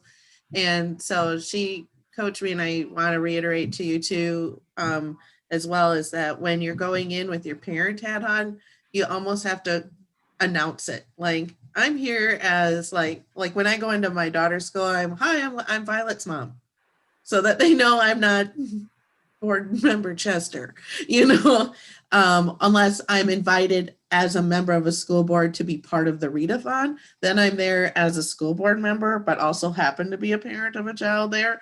But really when I go in, I announce that I am there with my parent hat versus a school board hat. Because even even in a parent teacher conference, somebody might go, where are you guys going with that? It's like, Nope, I am Hunter's mom. And I am here to talk about my kid and how he's doing in school. And if you have an issue, you can bring it up at another time.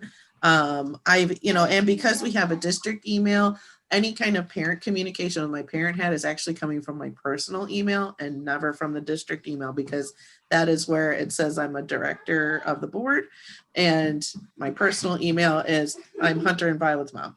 And to add to that too, should you receive an email in the wrong account to the wrong hat, just forward it to yourself in the appropriate account, right? If somebody emails auto-populate and people inadvertently send, teachers inadvertently send emails to your district account, just forward it to your personal account and reply from there.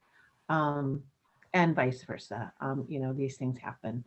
The other thing in terms of no surprises, when visiting schools, eventually we will get back to that.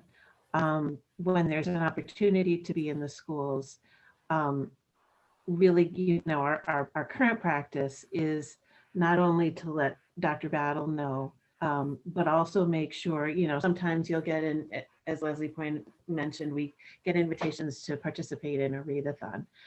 You want to make sure that you copy the principal, the assistant superintendent, and Dr. Battle on your response, so that hierarchy is aware that there's going to be a board member in that school. Because the last thing we want to do is have one of us in the school and the principal rounds the corner and what are you doing here? Just give them a friendly heads up that you're going to be in the school that particular day, and it's just a simple copy. Yep, very good. That's great additional input. I think that about wraps it up. This is one of the more challenging things with sort of, as much as we've written mostly 3-page document on all the rules or boundaries around this, it still has a lot of gray area. And it's a place where you will, kind of learn to land with comfort eventually over time. So again, I encourage you to ask questions, understand that you're going to occasionally step out of line on this, and that's just fine. It's how it works, as long as you understand the intention and what we're trying to make function here. Before we move on, though, I'd be remiss, Dr. Battle, do you have any input you'd like to add to this conversation? Since you're half of the equation, we've been talking about you a lot. But No, I think you and other board members covered some key points. As we are going back to in-person, just to read the emergency communication. So it heightens when you actually have kids in a building, if they're, and we don't have employees at most of our sites, but emergency. So that's the point I would add. Be clear about that. Sometimes we get a little smoke in the kitchen areas. yes. Yes, absolutely. Yeah, you'll get that that popcorn burning in the the frantic phone call that there's 25 police cars at the high school when there was like 2 kids pushing each other around, but that's another discussion. All right. Let's go to the next thing I want to talk about is school board committees and assignments. So one of the things that sort of hanging last items we need to settle for the annual organization of the school board is that we need to assign various seats to school board committees and assignments. And there is a collective document out there in board book that outlines the various roles that are open for assignment, so to speak. This is a function of the chair. So at the end of the day, I'll make the assignments to these roles. What I will ask is, or inform you, is that we're going to talk about these tonight. I encourage you to ask any questions you might have about some of the specific roles. And if you think of something afterwards, certainly ping me, either call me or shoot me a note or whatever. But I would ask in the next 48 hours, so, by, well, maybe sometime on Sunday or whatever, that you get to me a list of your preferences of any kind of committees or assignments that you would like to serve on or be involved with. And then I will just kind of put it together in a list, and we'll have it in the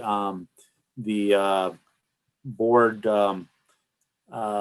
under the consent agenda in our meeting on next Thursday, when we have a formal board meeting, regular board meeting. So I'm going to just run through these quickly, and then we'll come back to them. Then we can field questions on it. But so there are committees, and then there are assignments. So as a board here, we have 3 standing committees, and just for your own curiosity, we could have as many committees as we desired. At one time, there was a technology committee. I don't know. If Dee Dee was here, she could tell us all the other committees we've had in the past. So actually, to be honest, I think we're a little slimmed down right now, but that's okay. So we have 3 regular, and when you say standing committees, it just means it's committees that we defined in practice that we're going to have. We have a policy review committee, a negotiations committee, and a legislative committee. The practice is to have 2 board members on each one of these committees, and to have a chair of the committee being one of the board members, and I guess a member in standing as the other member on the committee. Then typically there will be participants in the committee from Dr. Battle's staff and/or Dr. Battle herself, depending on the circumstances. We typically don't have more than 2 board members on a committee, and you could serve on more than one of these committees, or you could only serve on one, or if it's your preference, you don't need to serve on any of them.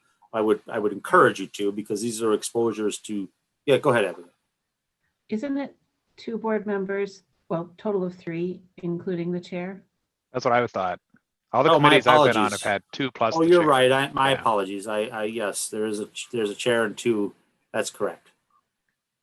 My head went tonight. Yes, you're correct. Yes, thank you for correcting that.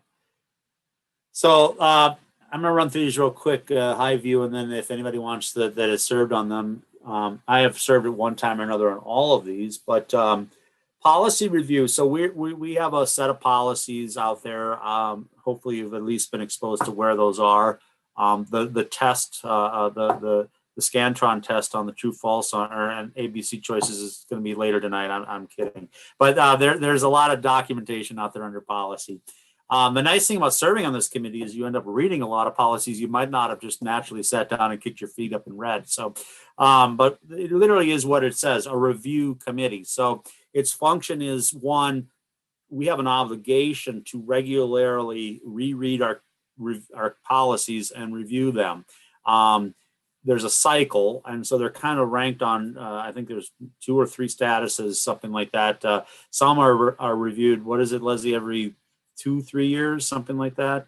Some are annual and some are like every 3 years or 5, depending on how we as a district, some we have chosen to review more frequently than MSBA has recommended.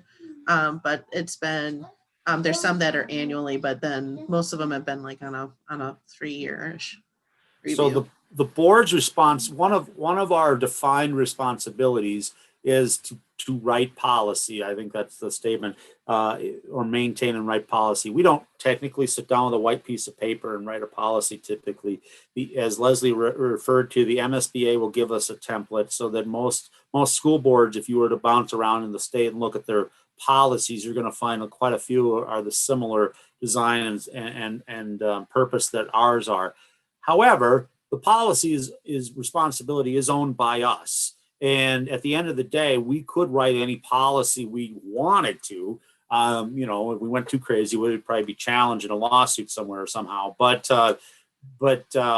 So when we start with the MSBA's templates, then we break them down and so a lot of times we'll add language here and there that we find appropriate or not necessarily applicable to our district. And then eventually under review years later, you might find something that needs to get updated because new state statute is referencing some changes that need to happen and need to be referenced. at one time, a few years ago, we did some pretty heavy lifting on the policy review committee, because what we were attempting to do was move more references to state statute rather than explicit language inside the policy, and so that, you know, things like that occur and happen.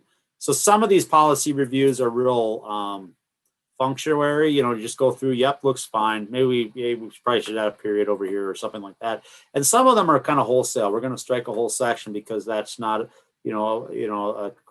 appropriate language anymore for the times we live in, etc. So that committee meets once a month, right, Liz? Yeah, once a month. Yep, the second Tuesday of the month. And lasts usually about an hour or two or something in that neighborhood. And 5 to 6. Okay. I think it depends on how much pontification occurs, but and then you would that committee is then presenting their findings forward. You'll see this, on board meetings that you've actually already voted on one set of recommendations that occurred last time. So that's policy review committee. The negotiations committee is there for the purpose of negotiating with our bargaining units. And we have a number of bargaining units. In effective application of this committee, it's really there for the negotiation time period around the BEA contract. I don't know that the negotiations committee has ever been called together for any other negotiations to my knowledge, but certainly not in recent times. That sitting on that committee can be it can be one of these classic hurry up and wait kind of things. So you will be on that committee for many months and forget that you were on that committee, and then we'll go into negotiations, and it turns into a very rapid deployment of time. There's expectations that we can't automatically meet right away, 5 nights a week or something like that. But in reality, there could be a repetitive session of meetings. And I want to be very clear about this. Don't throw your name into the hat for this committee unless you're capable of potentially taking a day or two off from work.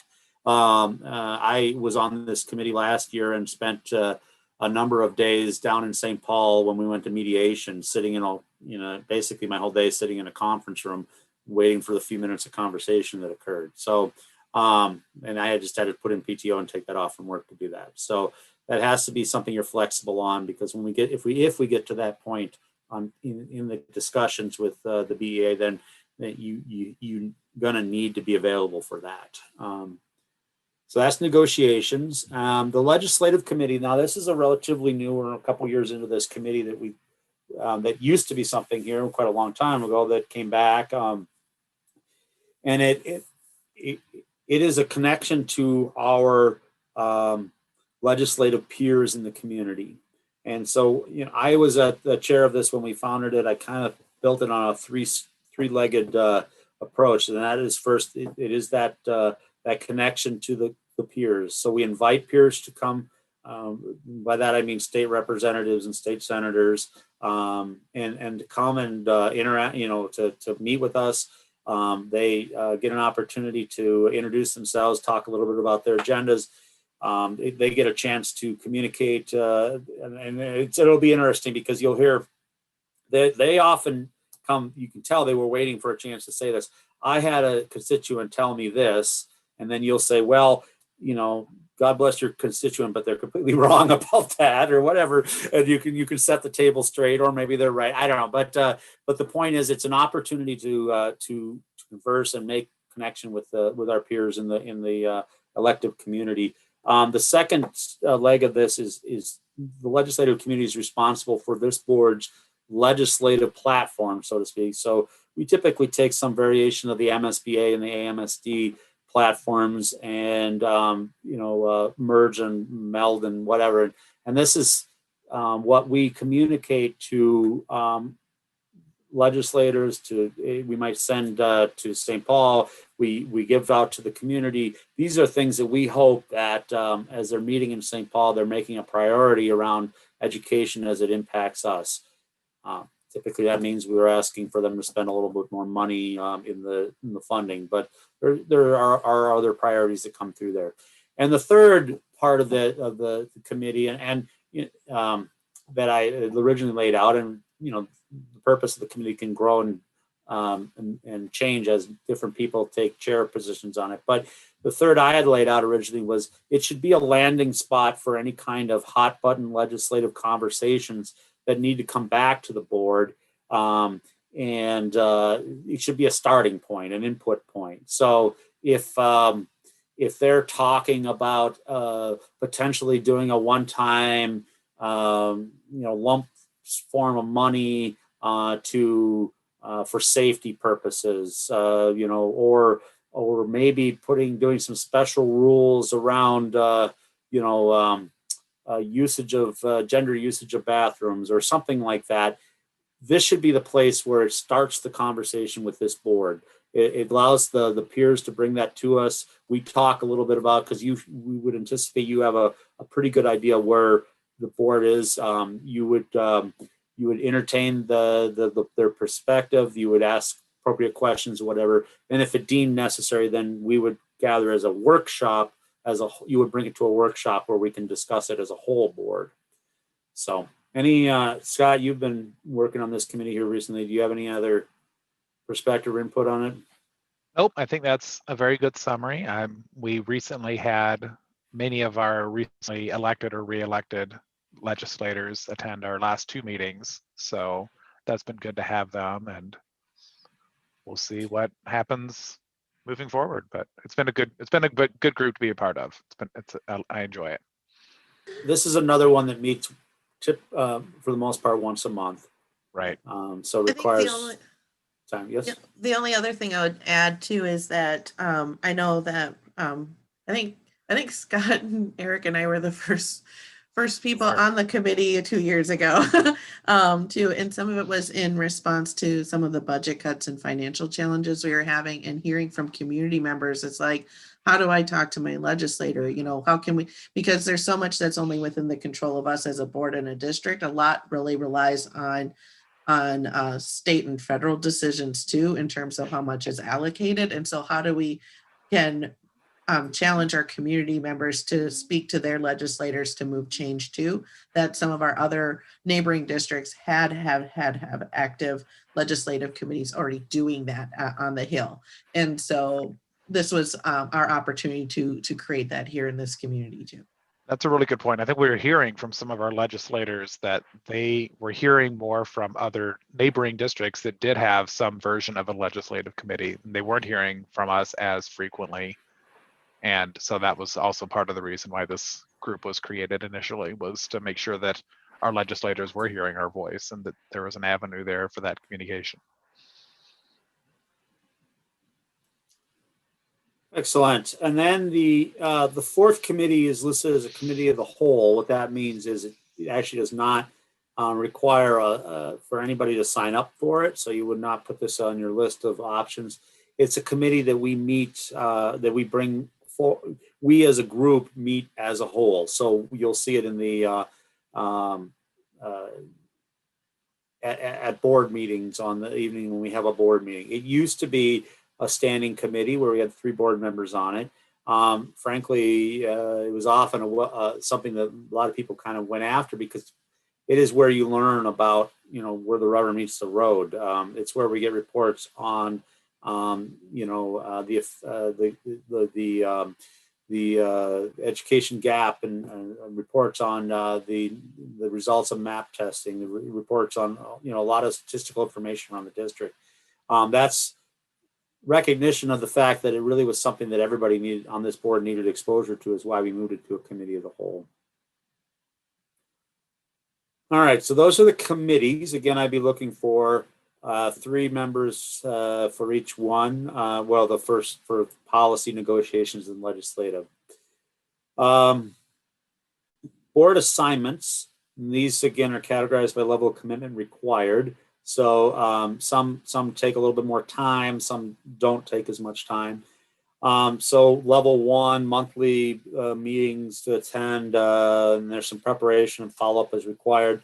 We have a We're a voting member of the AMSD, the Association of Metro School Districts. It says it meets first or second Friday of the month. That's an AM meeting, 7 to 9 a.m. So and presuming right now there's Zoom, but when non-Zoom, where did they meet?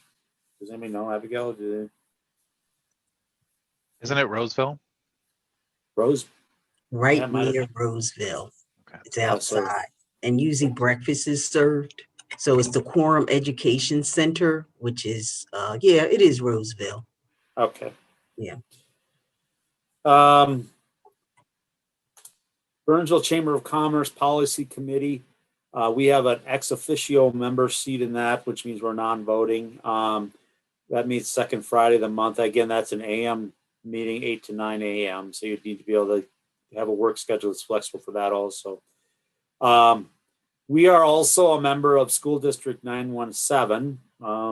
If we can get another time a little bit more into that, but there's an Immaculate school boards that covers multiple existing school board boundaries that services certain needs that in the community. It's basically an efficiencies of scale school board, so they can handle the higher needs of some special education students in a collectively, and that has a board structure also, and we have a seat on. As this board has a seat on that board, and that's a full voting member, meets the first Tuesday of the month. Then the next level would be a monthly meetings with limited prep and follow up. There's there's a Foundation 191. We usually have somebody meet is a member of that, and then MSBA. This would just be summer and winter conferences. Doing some delegate and pre-delegate assembly work, occasionally some ad hoc attendance at events as needed. And the last level 3, just very intermittent period quarterly meetings. We have a seat on the Minnesota State High School League, which is the organization that covers Minnesota state or high school sports. They cover other activities besides sports. Is that they govern? Do they? Okay, One act play. Yeah. Oh, they do. Okay, I Oh, apologize. I wasn't aware of that. Okay, especially since I'm the think I'm the currently assigned delegate to that. I should probably know that. But no meeting to attend, except maybe I think there is an opportunity to attend an annual meeting if I remember right. And then the Burnsville High School Hall of Fame. This is I don't think it's been around really long. Meets 3 to 4 times a year, and we've currently have had a board member involved with that. One that was Dee Dee was very passionate about that. If you're interested, I would encourage you to throw your name in. It's a good way to understand the history of Burnsville. So I think that about covers the board assignments for organizations. Hey, Eric. Yeah. Go ahead. Can I just add one thing on the MSBA assignment? Just to clarify that the summer and winter conferences we're all welcome to attend. It's some of the more specific MSBA, the delegate assembly and the meet and greets where we really want to make sure we have representation with them. Yes. The summer and winter conferences are beneficial for everybody to attend and participate in. There's activities there. I mean, when I went to my first one, I'd barely been here 5 minutes on the board seat, but it was like going to a trade show. There's an open floor of vendors you could explore, interesting, and then there was little breakout sessions and all of this stuff. It's just that the person assigned here would be expected that they would be at it, and they would have additional roles in the putting on the event. So we also a few years back decided that we should officially assign a school assignment to each of us, and it should not be your naturally local school if you do have children in the district currently, or I have had children recently in the district. And what this means is you're just sort of a delegate, and obviously if you do the math real quick, there's no way we're going to get every school. We just kind of rotate around and through them. But in a non-COVID world, there's a list here in this document, you can read through it, but it's recommended that you do something in the neighborhood of about 5 visits to the school. And so this is, starts out by meeting with the principal, getting a tour and the principal will walk you kind of through how they run their building and what's going on there. And then later you'll go back for more walkthroughs. You might sit in a classroom for a little while. You will attend events specific to that school if they're having a gathering or a group speaker or something. So it's just an opportunity for us to get into the community. You individually, to maybe stretch your legs and go to the other side of town and see a school that you're not necessarily used to or aware of. It's an opportunity for the staff members and the teachers and everybody that works in the building to see the board out in the community and in the schools. So it's a good practice, and we will continue to do that. So if you have a preference school, why don't you just drop me a note? It's how we're going to handle this in a COVID world is we're just going to kind of leave up to our individual abilities and needs and work through that.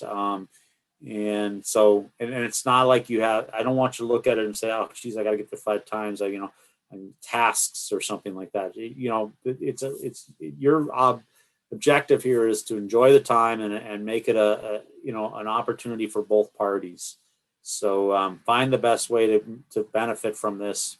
If you go there 10 times, if you go there 2 times, that's, what works for you. This document's more of a guidance on kind of what that would look like. But we totally understand everybody has very busy schedules, and now you've just made it busier by being on the school board. So don't overthink this too much, but see if there's a school you're interested in getting to know a little bit better, and let me know about that.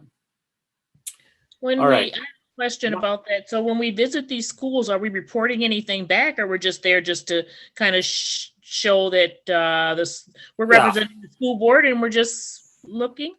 No, excellent question. Thank you, Tony. And I will make that a larger answer, actually, because I meant to come back to that. All of these roles will have you reporting. If you go out and look at the agenda, there will be, I think it's every other meeting, we have an opportunity, an agenda item for school board member reports. And that's there's one for individual, and then there's one for assignment reporting and the committee reporting.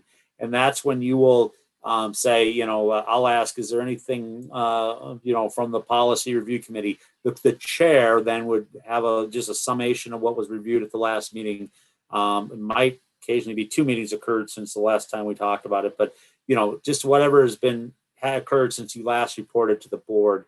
Same for, if you're on the AMSD seat, you would talk about, well, I attended a meeting, and such and such. You don't have to get into terrible details, but basically kind of the flow of what was going on. And then as far as the school stuff, again, you're not going to, you don't need a detailed report. I was there for X amount of hours. I went to these rooms or whatever. Just say on Thursday, whatever. I visited my school, William Byrne. It was fantastic. I got to see 3 different classrooms. The kids were, the staff was great, and maybe something that drew your eye and was of interest, you could point that out. Because, again, it's interest to us to hear that. It's an opportunity for each school has its own pride, and it's an opportunity for that pride to carry forward to the board, and the community can hear it also. And especially if you see something really cool they're doing that's you haven't seen before in a school, let's make it public and let's make it announced so everybody hears about it. But thank you. That was an excellent point that I glossed over, forgot to bring up. Is it only positive stuff, or do we comment on some negative things too if we see? I think you should probably stick to positive. If you do have a takeaway, if you visit, by all means, and you find something that's of concern, I think it would be I know that you need to bring that to Dr. Battle and review that with her. And I'm sure that she will engage with the principal, maybe even Brian a bit about it or whatever, and work through the proper channels. But yeah, I think we should try for reporting at the board table. Let's stick to promotional stuff more. And certainly, though, if you have observations, things that you see that you would like to to bring to Dr. Battle's attention that that definitely should be an outcome of that experience. Thank you. Yeah. Any other questions about this or thoughts? Oops. I had well, can I ask questions about the committees and the assignments? Nope, I moved on past. No, of course you can. Yes, ask that. So do we send you our preference for both committees and assignments? Yeah, just send me an email and say, look, I think I'm curious about the policy review committee and maybe the legislative committee, and I think I'd really be interested in the Burnsville Chamber of Commerce seat, whatever. Just send it over to me, Okay. and I'll work out the details. And what I'm more worried about is we'll end up with some gaps. I might have to come back to you guys collectively and say, look, I still got these spots. Nobody stepped up from who wants them, but we'll figure it out. And then for the negotiations, what time of year is that typically?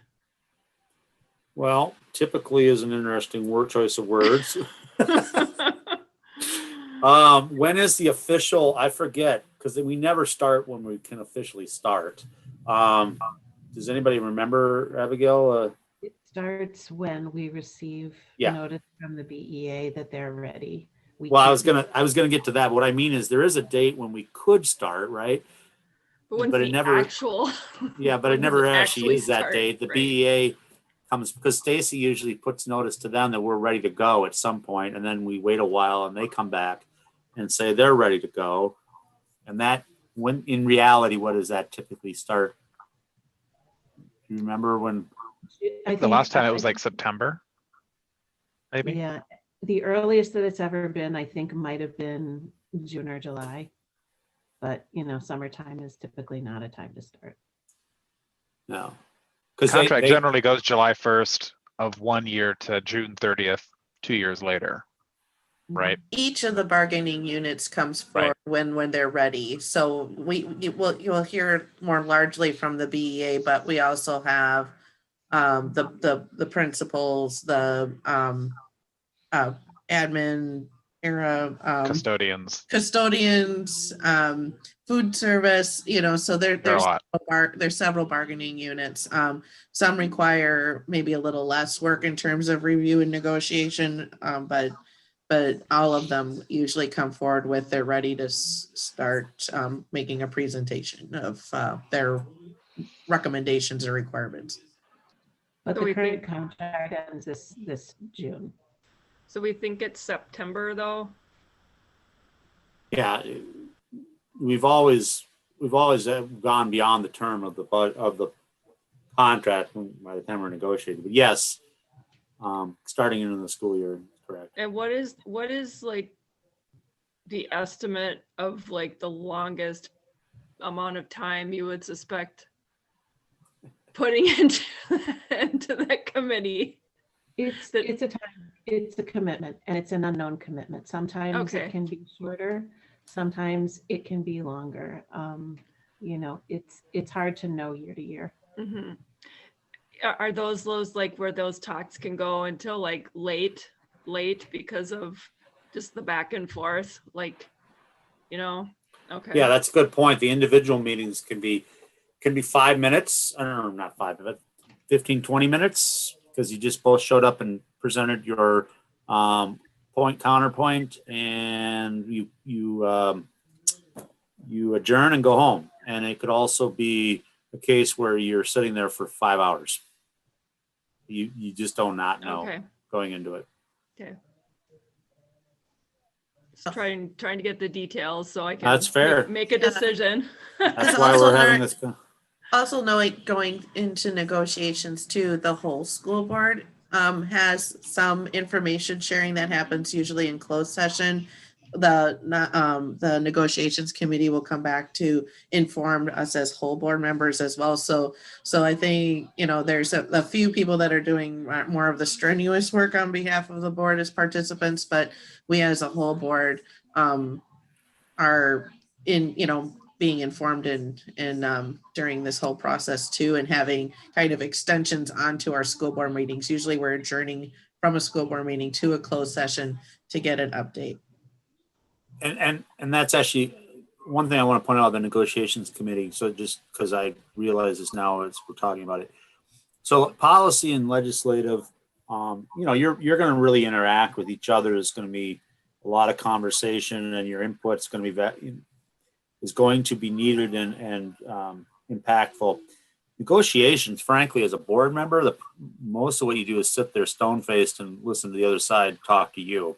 Then you adjourn to a break. I forget what you call it, technical term, but you break out. You will then interact and talk with Stacy. Stacy Sovine is our lead negotiator in negotiations. Just so I don't want people to think they have to be a good negotiator to be on the negotiations committee. That's quite the opposite. In fact, we don't actually speak for the point of not making making an error on behalf of the district. Stacy's a trained negotiator. He will do that conversations for us. We just have to give him our feedback once we get back in the conference room when we do our breakouts. So, okay.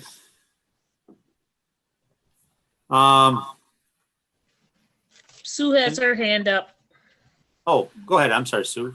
No problem. So you mentioned that so two questions. Number one, as far as the committees,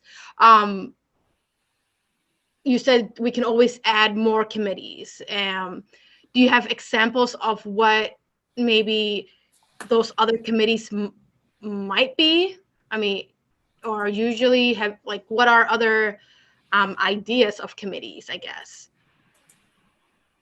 Yeah, I don't. I mean, I know that this district has had a technology committee at one time. That was heavily around, I think, more when the Chromebooks are being selected and stuff like that. It's a good question. I would, that would probably be something we would go back to MSBA and ask them for a little bit of historical context and information. Sure. I mean, I honestly don't know. Abigail, do you know some examples of other types of topics that have been committees? Yeah, beyond the legislative committee, there have been a couple more budget-centric committees, but I would talk to MSBA because we need to make sure, if there is an interest in adding a committee, that there's a real purpose for it, because it will require staff time. Mm-hmm. Yeah.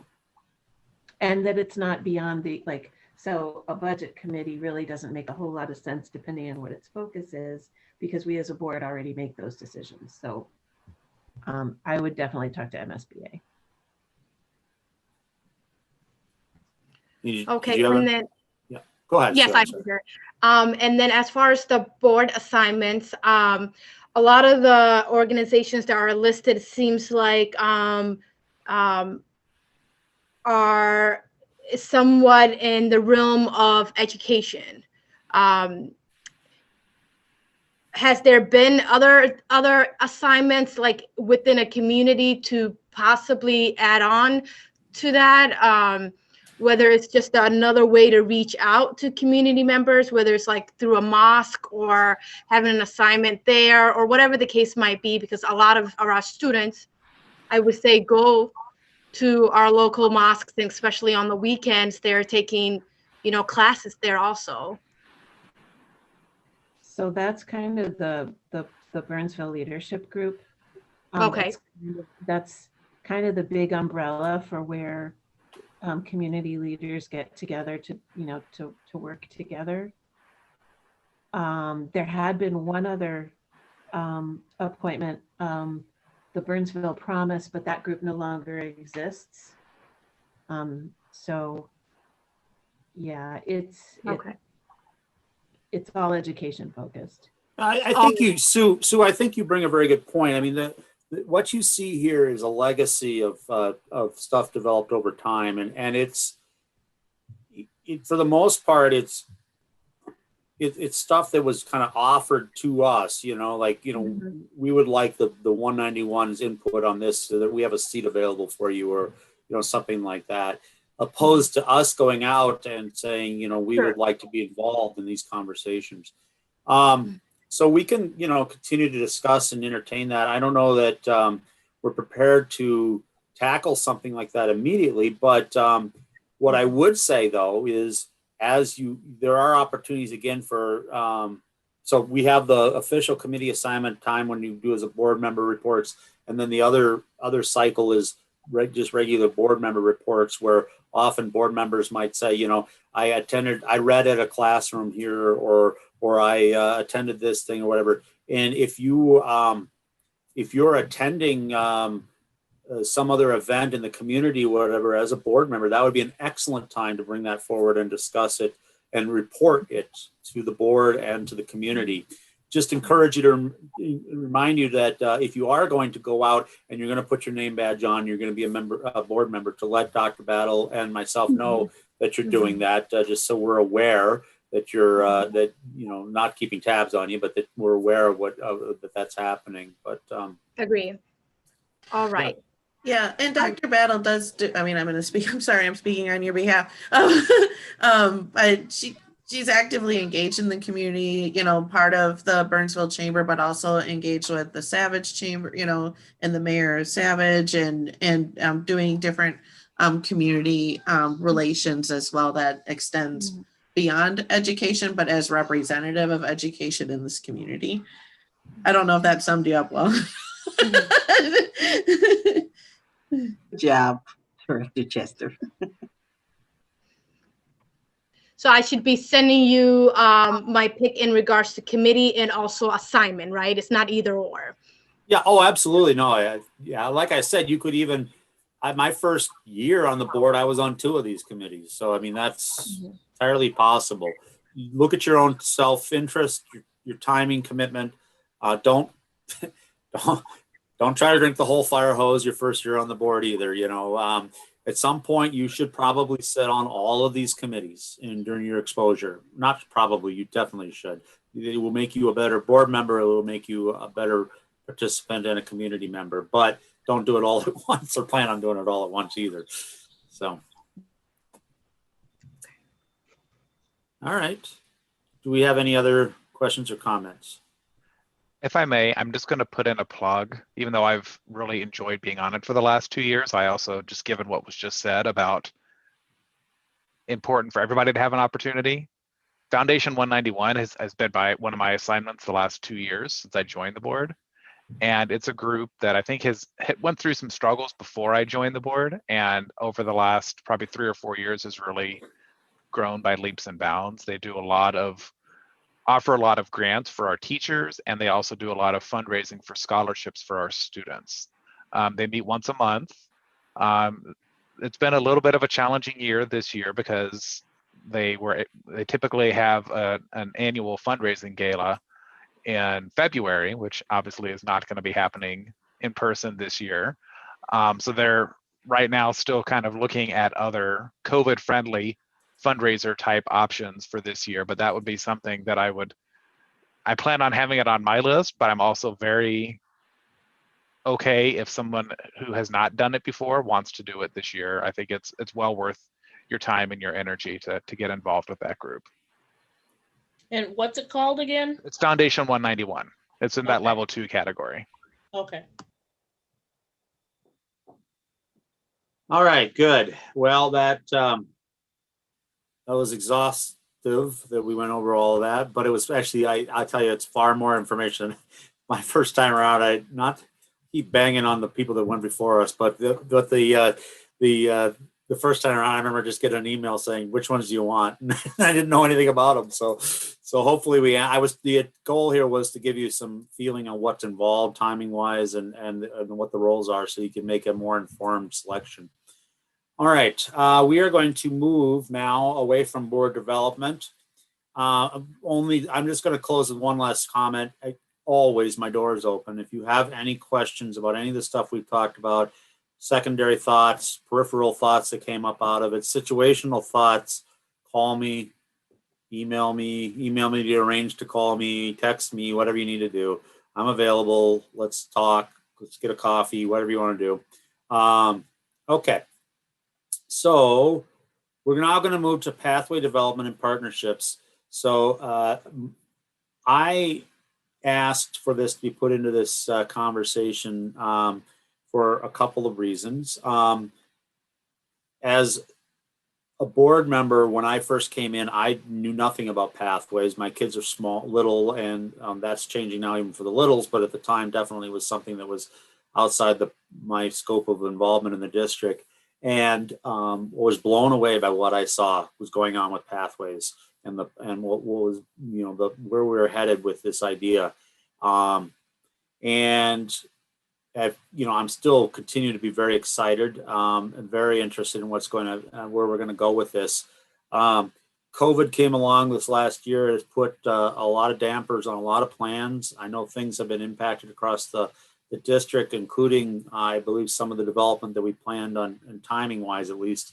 I'll let the speakers get into that more, but it also required us, between that and some other things as a board, to spend a lot of time talking about other things. And I have had sort of a nagging feeling in the back of my head that for the last 6 months to a year that I feel like I'm a little out of the loop on where we are with pathway development, the whole programming and where we're going with it. So, and that's not faulting anybody that's about to speak. That is just a reality of the circumstances of where, what timing we had available. So I told Dr. Battle I wanted to make time for this tonight. One, you guys, those that are new and joining us, this is for your benefit to learn about what this was, why it came about, what it's doing now, and where it's going to be going. And it also, again, for those of us that have been here for a while, I wanted to tie back to where we are and what's on the radar screen in the future, get a little bit more re-energized out of this whole thing and amped up about it. My profound thanks to the speakers that are about to come online here for hanging around and listening to us ramble on about board communications and such. It's been a long evening already, longer than I frankly anticipated, but it's been a very positive evening. But regardless, I believe our primary speaker is Amina Afano, right? Amina, would you like to take over? Good evening. I'm going to share my screen so you can all see the presentation. Go right ahead. Excellent, we got it. All right, wonderful. Board Chair Hume, Superintendent Battle, and members of the board, thank you for the opportunity tonight to share the plans and progress of the district's 191 K-12 pathways. In this evening's presentation, we will provide the board with an overview of the pre-K-12 pathways, a history, a progress report on the many facets of implementation, and a look at the power and support of our many partnerships and grants. On this slide, you may also see that we have a new logo to represent pathways in District 191. And if Aaron is available, do you want to say a couple words about that? Sure, thanks. And I'm not going to go into any depth or anything like that, but I know this is the question that board members have quite a bit. And so I just wanted to mention that this is serendipitous or just good timing as we're sort of refreshing and relaunching this information for board members as well as new board members. We're also timing it with a relaunch of the campaign, sort of a relaunch marketing campaign about pathways and about enrollment. That's starting basically this week.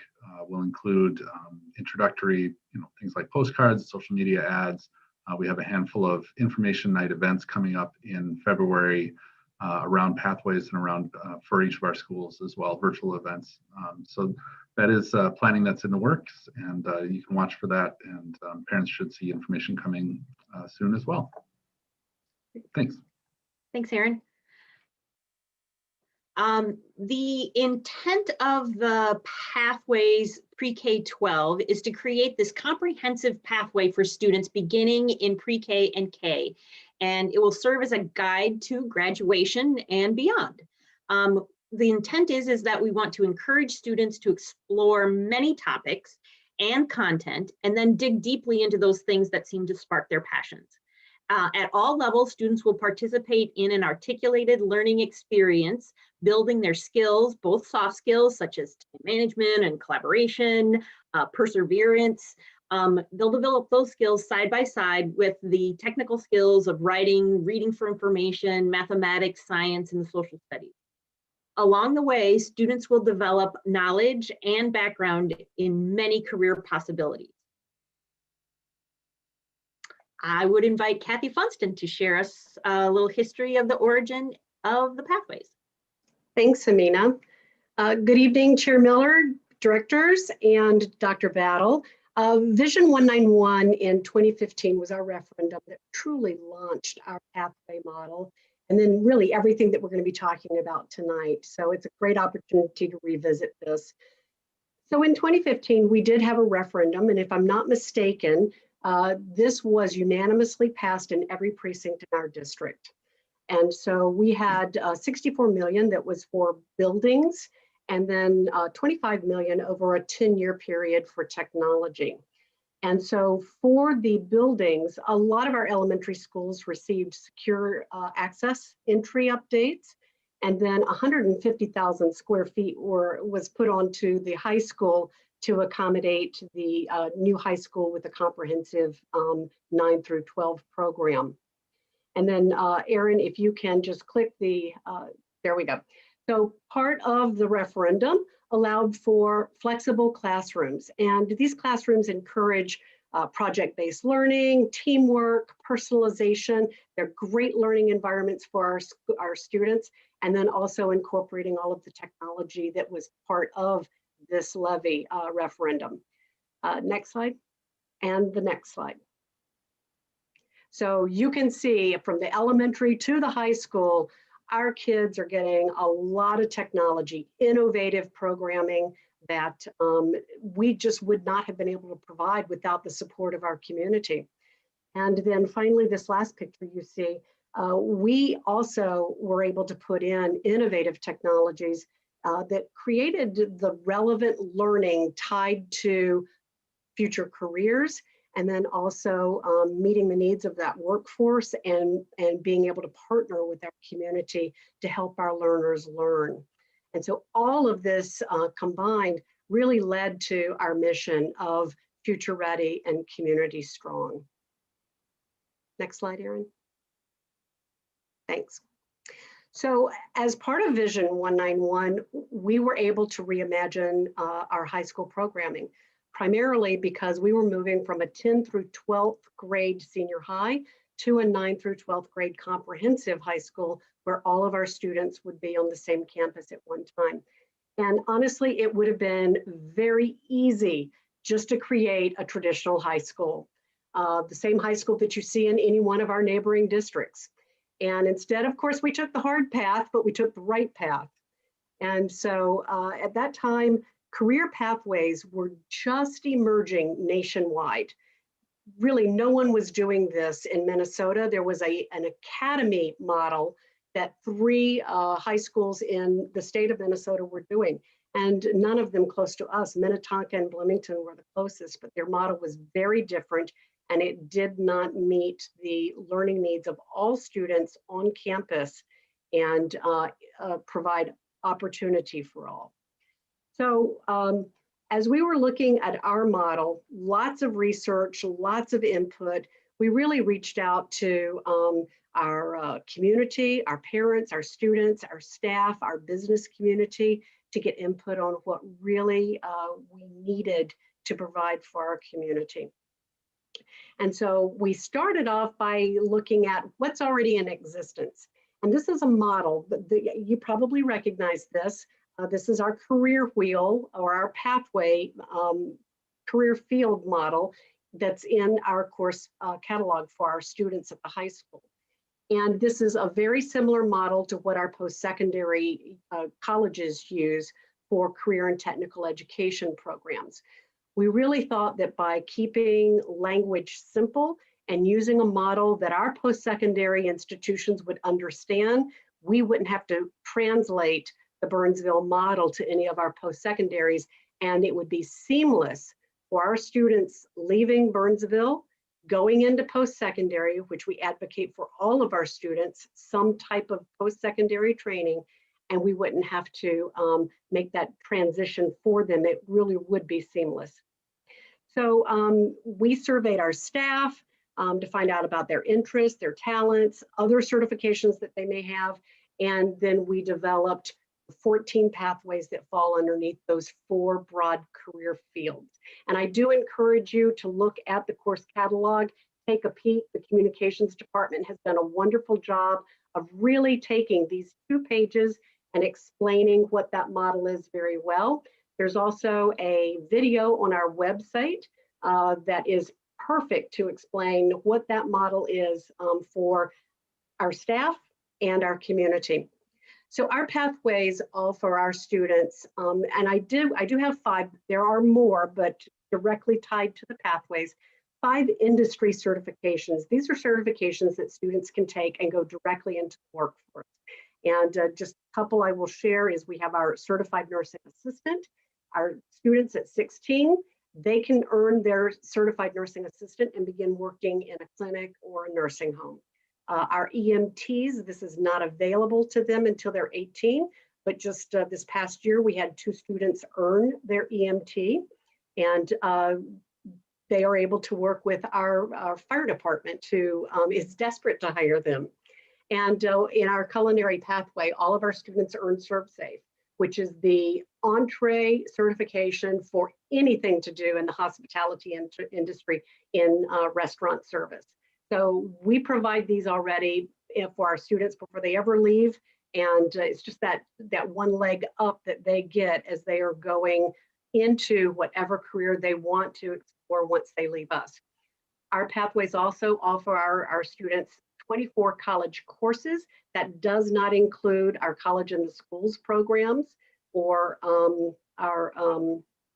any other college bearing type of class. These are 2-year post-secondary college courses. We partner with over 200 industry partners. And this was really critical when we developed the pathways, is that how do you make learning relevant for students? You bring in experts from industry, from our community, so that they can work side by side with our students, and our students can really understand what that occupation is and make real clear choices before they leave high school. Because the last thing that any of us want is for our students to leave a pre-K to 12 pathway program having no clue what they want to do, go and pay high post-secondary college tuition for career exploration, when we can provide that for them right here. It provides access for all and eliminates the opportunity gap. We've actually won awards for our pathway model, so we're really doing a nice job with this. And just if you have not visited the high school yet, I invite you to visit the high school. And this will just give you an idea of some of the programs that are offered to our students. So the first one was our automotive program. We partner with Burnsville Cable Television Station that is in the high school, and our students can explore broadcast journalism.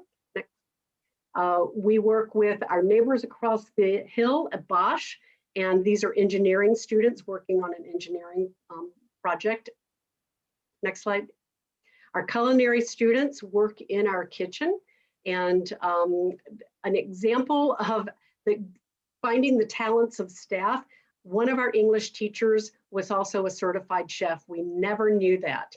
When we started asking about what are your talents and interests, this is what he told us. Do you want to create a culinary program? Yes, I do. And in 2018, Matt Deutsch, our culinary instructor, was the Minnesota ProStart Teacher of the Year after just 2 years of the program. So it's amazing what people can do when they really are passionate about what they're teaching and what the students are learning. Next slide. And then of course, this is our EMT. And this young man to the left, this is actually our Director of Operations son, Dave Lake. And he recently graduated and he did earn his EMT license. Next slide. Mina, I think it's you. I do believe. Thank you, Kathy. Last year, we spent a lot of time listening to our students, families, and community in our discussions about facilities and boundaries. In all of the discussions, parents shared their hopes and dreams for their children in 191 schools. They shared their desire to have services and programs available to all children without barriers. And with the significant changes happening, there was the opportunity to reimagine our PK through 8 schools from site specialization with access for some to become inclusive and more equitable for all. Our PK8 pathway schools are designed based on alignment That means that the matriculation from pre-K all the way through lines up with the 4 pathways, career pathways.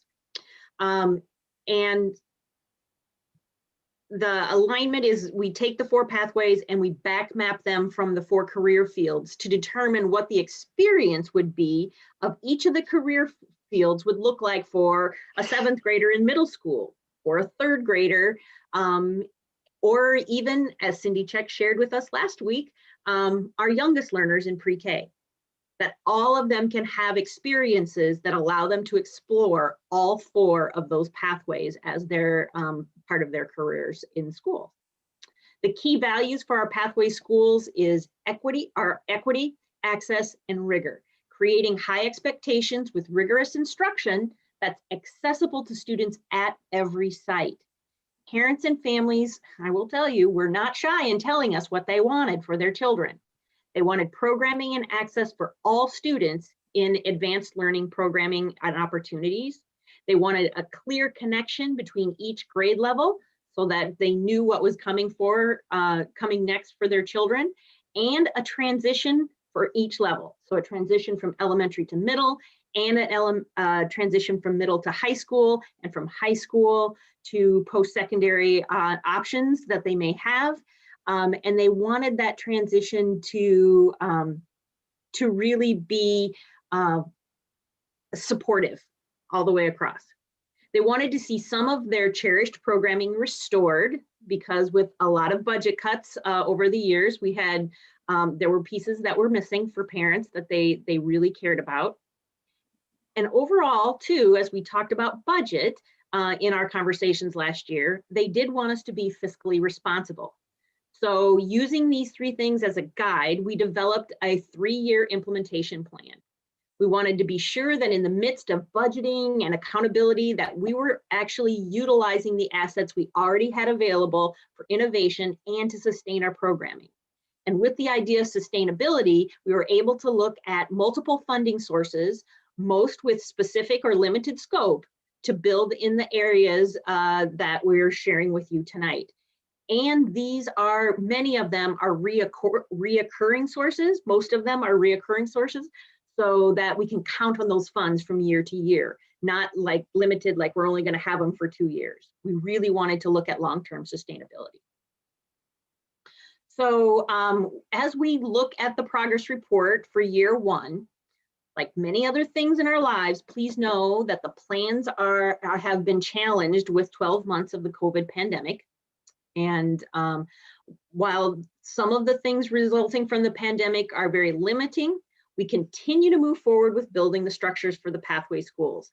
We may be a little slower than we want, but we're not content to stand still. We believe in this and we want to keep moving. So I'm going to start. The format that we have tells you what the year 1 goal is, area is. We'll share our progress, kind of a little bit. You can see the challenges and what next steps might be.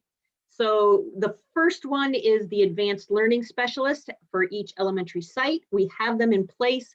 Some of the challenges have been that those teachers have been placed in elementary hybrid pods, and so we're not serving our advanced learners at that time. With distance learning, we were able to have 3 of the 4 begin serving students with advanced math classes and during the win time for advanced learners.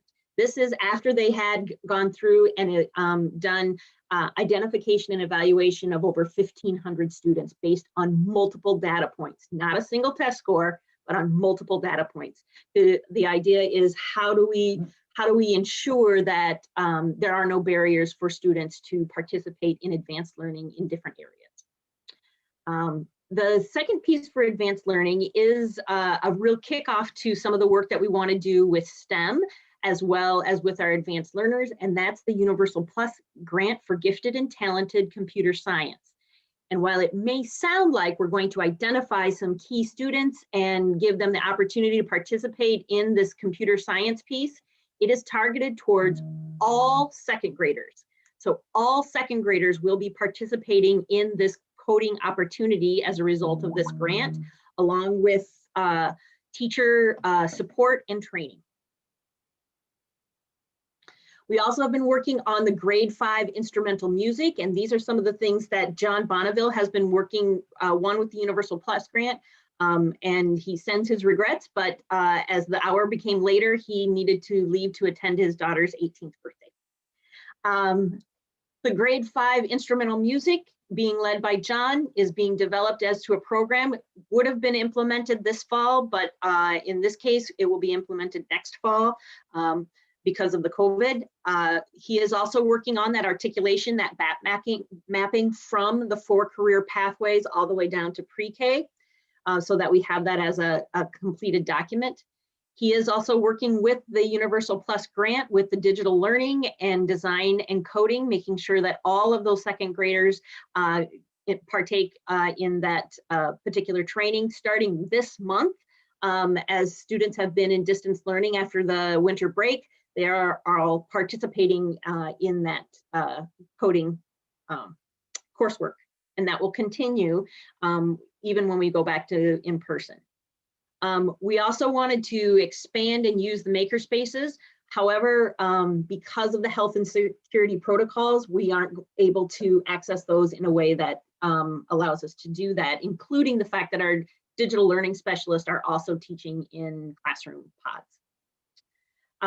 I would like to just ask Bethany Von Osdale, who is our curriculum coordinator for elementary, to just share a little bit about our work towards STEM and our math curriculum. Yeah, so specifically to our math curriculum, our steering committee has been meeting for the last 3 years, and we've been able to continue actually our work as planned, just modified for obviously the distancing, right? So we were able to get to a point now where we are reviewing 5 different programs. So the teachers are coming in and actually going through those and reviewing them with a rubric that we created ourselves that really highlighted our priorities of equity and inclusion. And so they will narrow that down this month. So we're really on track to start a pilot hopefully by June. And then we have a early implementer, our steering group will pilot that next year with a full rollout for the following year. Thank you, Bethany.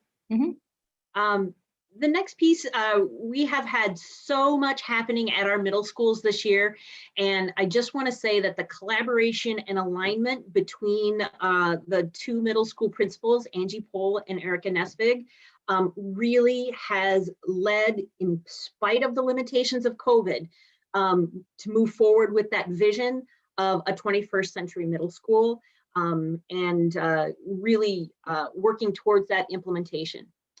Joining us tonight is Franny Bekar, who is going to share us just a few more details about what's happening at the middle school. Franny? Hello, thank you for letting me join you this evening. We have, obviously, with COVID, a good thing that was in place this year is that we were able to do a schedule redesign, and the new schedule at the middle school that we put into place this year was very conducive to needing to go to hybrid learning and virtual learning. So that was an incredible positive that came out of the schedule redesign. AVID, as you know, Nicollet Middle School is an AVID national demonstration site, continues to be a national demonstration site. And as Amina just said, Erica and Angie work incredibly well together. Them working incredibly well together has led to their staffs working incredibly well together. And with that, the staff at Eagle Ridge is like, we don't want Nicollet to be a national demo site without us being a national demo site. So how do we need to put the work in to be a national demo site? So we continue to work on training all administrators, not just Erica and Angie. We have all secondary staff are participating in a training on January 27th with a national AVID speaker that is coming in, and we continue to do our AVID annual evaluation from March to April. Overall, We continue to get incredibly high remarks from Avid National for our level of implementation with Avid across from our leadership level with Dr. Battle and Amina and how they support Avid, to how our principals support Avid, to how our teachers continue to support Avid. They say it is very rare to see a district that says they're a 612 Avid district that truly is a 612 Avid district, where you see elements of Avid at every level, students, teachers, with administration. Then when we have what everybody needs time, that was a little challenging again because of COVID and having to change to our hybrid model. The thing is, again, I cannot sing enough praises of Angie and Erica. They are amazing, and they continue to push this conversation with staff and how, even though our original version of WIN is not what we wanted it to be, how are we providing students with what they need? How can we still do that in a virtual environment? How can we still do that in a hybrid environment? And we don't want to forget about this.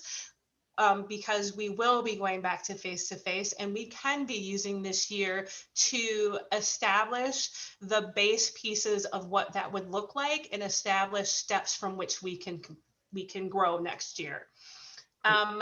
We've talked about, I can't see, it covered the next slide, transition and orientation.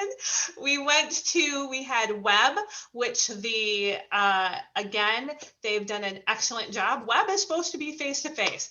Our staff at the middle schools figured out how to make web virtual, and I give them high praise for that. So web will continue.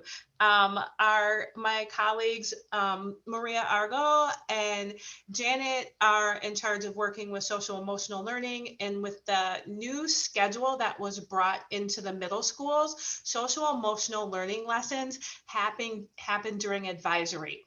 And so they have created an advisory schedule, and the lessons are there. And part of social emotional learning is also creating the web where everybody belongs. So those things, we continue to move forward with that. There continues to be ongoing professional development for staff with that, and ongoing training. And then our last one is middle school honors. With moving towards a virtual environment and hybrid environment, one of the things that needed to happen this year is we went to embedded honors, and we're going to go forward with embedded honors. We made some promises to parents about what we would do as a staff to ensure that embedded honors would provide every student with what they need. I am very excited to say that we are working on meeting those promises that we made. We have very successfully completed what I like to call phase 1 of embedded honors. So phase 1 of embedded honors was bringing in the technical tools that teachers would need to use in order to provide differentiation in their classroom. So these are, because we know if teachers are going to have to do a ton of additional work to differentiate, it is going to be challenging for it to happen. So we wanted to bring in low work, but gets us high results programming that would help. One of the programs that we brought in is called News ELA. And it is an online reading program which takes articles and it differentiates the articles across 5 reading levels. So the class can all be reading about the same topic, but every student can be reading at their level. So for the advanced student, it uses more difficult vocabulary words, it uses more difficult sentence structure, but the same understanding is there. So teachers will pass out these articles across multiple levels. Just yesterday, I was meeting with our representative from News ELA, and woo, I have to say my exciting moment, I don't think Amina's even heard this, is that when Erica, Angie, and I met with them, our representative told us that they call a legacy district a district that has been using the software for 5 years. He said when he reviewed our software, he had to keep reminding himself that we're a district that has been using this for less than a year, and we started using it during a pandemic. Our numbers look very similar to what a legacy district uses. So that tells us that our teachers have leaned into this and they are using it to make adaptations and differentiation for students, to push students who need that additional push. And with that, we also are providing professional development for staff. And I just came from 2 days with our science teachers where we had professional development with a national science presenter called Brett Molding, who talked about how to create a science classroom that is really strongly driven by students' critical thinking and getting them to question the phenomena. The term in science right now is phenomena, but phenomena is a way to explain what's happening around you. Like you look and you go, oh, why did that cup of water freeze outside? So in asking students to look over that. And when you really focus on having a critical thinking element in your science classrooms, it becomes a classroom that is very much differentiated for students, and you are able to push the honor students where they need to be pushed, and everybody can participate in the same lessons. Again, we're going for that the teachers can provide this on an ongoing basis once that they have the training, and it requires not a lot of additional planning for them, but we get high impact results from bringing these strategies in. So that's where we are. We completed phase 1. Phase 2 is that I get the lovely opportunity of working with our social studies, science, and ELA teachers and bringing in the right resources for them to use and making sure that they have access to the correct training that will help them implement the embedded honors. Thank you. Thank you, Franny. And as we move to the high school update, I will turn it over to Kathy Funston. Thank you, Kathy. Thanks, Amina. And I think that you have these slides, so I'm not going to spend a lot of time with these. I do want to just thank you, though, for approving in the course catalog our new criminal justice, law enforcement, and corrections pathway, which will launch next year. The really great thing about this is that we are partnering, well, we're starting a collaboration in partnership with Simley High School to cost share the concurrent course fees for this. Concurrent course means that this is a college class.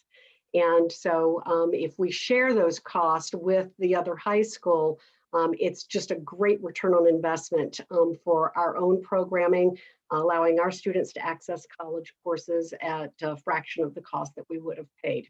Another component of this is given the events of this summer and the social injustices that we are seeing and the inequities in our communities and even in our programming, we really want to have a strong focus in social justice in our criminal law enforcement program. So that is something that is different than a lot of programs, but it will be one that is worthy of ours. And cybersecurity pathway, this is huge, as we all know, especially being online all the time. This pathway will launch in 2022-23. Cybersecurity comes in all different forms and all different industries, and each and every one of you in the business and industry that you represent, there is some form of cybersecurity. So we've got a little bit of work yet to do to determine if we just want to do more of a general cybersecurity and then have the post-secondary education narrow down the exact, is it healthcare cybersecurity or is it education cybersecurity, whatever that cybersecurity may be. I will talk a little bit about our education pathway. That's okay, Erin, you don't need to go back. We've implemented this pathway for several years now. And it is a pathway that is really steeped in critical race theory. It is truly preparing our students to enter education and be wonderful educators to all students. And the wonderful thing about this particular pathway is that we're working on a project to come full circle. We're working with Minnesota State Mankato and Normandale, and our students who are in the education pathway can get early college credit in Normandale that leads to an education degree at Minnesota State, and they can come back and do their student teaching in our district. So we are really excited about this. We are focusing on our students of color and culturally and linguistically diverse students to come back and be in our district, and hopefully we can retain them as teachers in our system to teach our students. Next slide, Erin. The Advanced Manufacturing Pathway has launched this year. Of course, in the world of COVID, it's a little bit different. This one actually began through a grant from the Department of Labor and Industry to begin this program. And the main impetus of this particular pathway is that our students are placed in industry and they are paid by the company to participate and earn and learn. So it's a really great opportunity for our students. It's a little touch and go right now because I'm trying to figure out with our business partners how we can actually create and provide these experiences for our students, but we'll figure it out. And then finally, the Associate of Arts degree. Again, this one, anticipating launching this in 2023, and we are ready to go. We have all of the coursework mapped out, and because of all of the programming that we have in our district already, and the willingness of you, our board, to provide the college and the school classes and other classes that marry together, that align together to be able to offer an articulated AA degree. Once this launches, our students would actually graduate with an Associate of Arts degree before they walk across the stage and shake one of your hands as they receive their Burnsville High School diploma. So this is very exciting. All of this, our pathways are wonderful. I will tell you as well that no other district that I'm aware of in Minnesota is creating an articulated and aligned pre-K to 12 pathway model. We are the first. And one of the things, I think probably a major thing that makes our pathways very unique and very relevant for our students are our business partnerships. So on this slide right here, I just put our health sciences and human services career field. And of course, we have our certified nursing assistant and EMT programs underneath that career field. But you can see all of the community organizations that come together to help make this a success for our students, to get them from start, taking the coursework, to finish industry certifications and early college credits. It really does take a village. And so we are so grateful to our partners who come to the table, who offer their time, offer their expertise, and provide these experiences not only to our students, but also to our staff. So relationships, partnerships are always based on relationships. And these partnerships and the activities in the partnerships can be partnership light, where a business might offer a field trip to a group of students, to partnership heavy, like a Walzer Automotive Group that has put $275,000 into our automotive lab. They hire our students and provide internships for them. They bring new cars over and let our students muck them up a little bit. and they provide different kinds of equipment and things like that. I mean, they're just a great partner, but every partnership is valuable, from the partnership light to the partnership heavy, because it creates an experience for our students. All of the partnerships as well give relevance to our curriculum. It gives the students the why are you learning this, because it's directly applicable to something, and something that very typically they're very, very interested in. And I'm happy to say that all of our pathways at the high school have partners. multiple partners in many cases. And now we are starting to bridge to the elementary and middle levels and creating partnerships with them as well. I'm working with Franny on a computational thinking partnership for our middle schools and social studies and their curriculum review. And with our elementary, as Amina had stated earlier, we are partnering with the Minnesota Department of Education and Mouse out of Wisconsin to provide the computer science curriculum and training for our teachers and students. Next slide, Erin. And speaking of partners, probably one of the most rewarding partnerships we have is with the Burnsville Chamber of Commerce. And I am very, very proud and happy to introduce my friend. We have partnered for over 20 years in different districts and different occupations and businesses. But we have been partnering on the Business Education Network. And so Jennifer, I will turn it over to you. Thank you for being here. Thanks, Kathy, and thanks to Superintendent, Chair, and School Board for having me tonight. Yes, Kathy's and my history goes way back to when she was with a different district and I was with a different chamber. And it was one of my great joys when I came to Burnsville about 5 years ago and ran into Kathy again, and we kind of picked up where we left off. So this has been great fun. So our Business Education Network was something we started talking about probably in the first days that we reconnected, and actually formed it in 2017. It's a partnership between the chamber and the school district, but we include partners on our committee from higher education, the workforce center, the city, and local businesses. There's really, I always say there's kind of 3 legs to this stool for a business education partnership. So I will jump around a little bit on this for just a second here. The first one obviously is students. We want to connect businesses with our students to enhance their learning, to enhance their experience, to make it a more real world relevant education for them.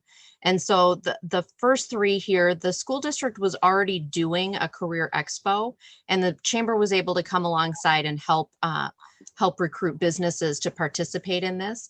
Around the time we started partnering, we separated out the student job fair from the expo, so that the expo was really focused on academics and how career fields align with the pathways.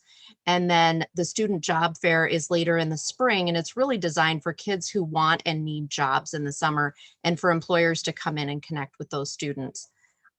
In between that, we decided there was some preparation that the students needed. So we put together, with some heavy input from some of our employers, the Student Workplace Skills Certificate Program. And that has been so rewarding to see these students come in, connect with business people through this program, and gain their, we can get into that at a future meeting, but it's just a great, it's called Bring Your A Game to Work. And it's just a really great foundational piece for them as they're going out and getting some of their first jobs. The next piece of it is obviously staff. The second leg of this is staff. And that's where our counselor externship and teacher externships have come in. And I think this has been an equally rewarding area for both Kathy and myself, when we've been able to connect with these teachers and counselors and get them out into the workplace and into our local businesses. And some of the aha moments have just been heartwarming to see them be able to see right here in our own community, employers that they didn't maybe know existed, or career fields that tie to what they're doing. And it's just such a great opportunity for them to be able to bring that to the classroom, to bring that to their students, and make those connections. The final, I'll call it, sorry, but for the holy grail for Kathy and I, since we started, as parents, right? How do we connect with parents and get them engaged and excited about the career opportunities ahead of their students, and how to prepare their kids for those opportunities? And therefore, last fall, we were finally able to launch the Parent Forum and Resource Fair. So you see the little graphic in there. It was an all virtual event, which I think due to COVID, which I think we decided was probably the best case scenario and the easiest to access. And we look forward to growing that program over the years.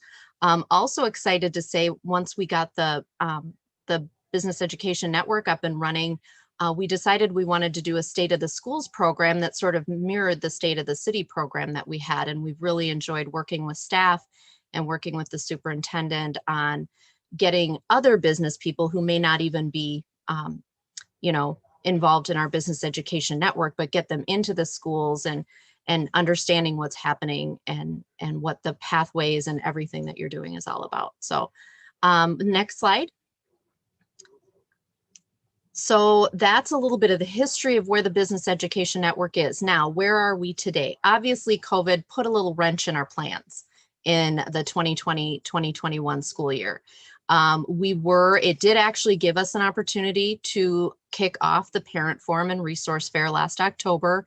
We aligned that with, they call it College Knowledge Month. We work very closely with the Career Center there at the high school and try to align that program with them. We were able to hold the State of the Schools virtually last spring, and we look forward to doing that again this spring.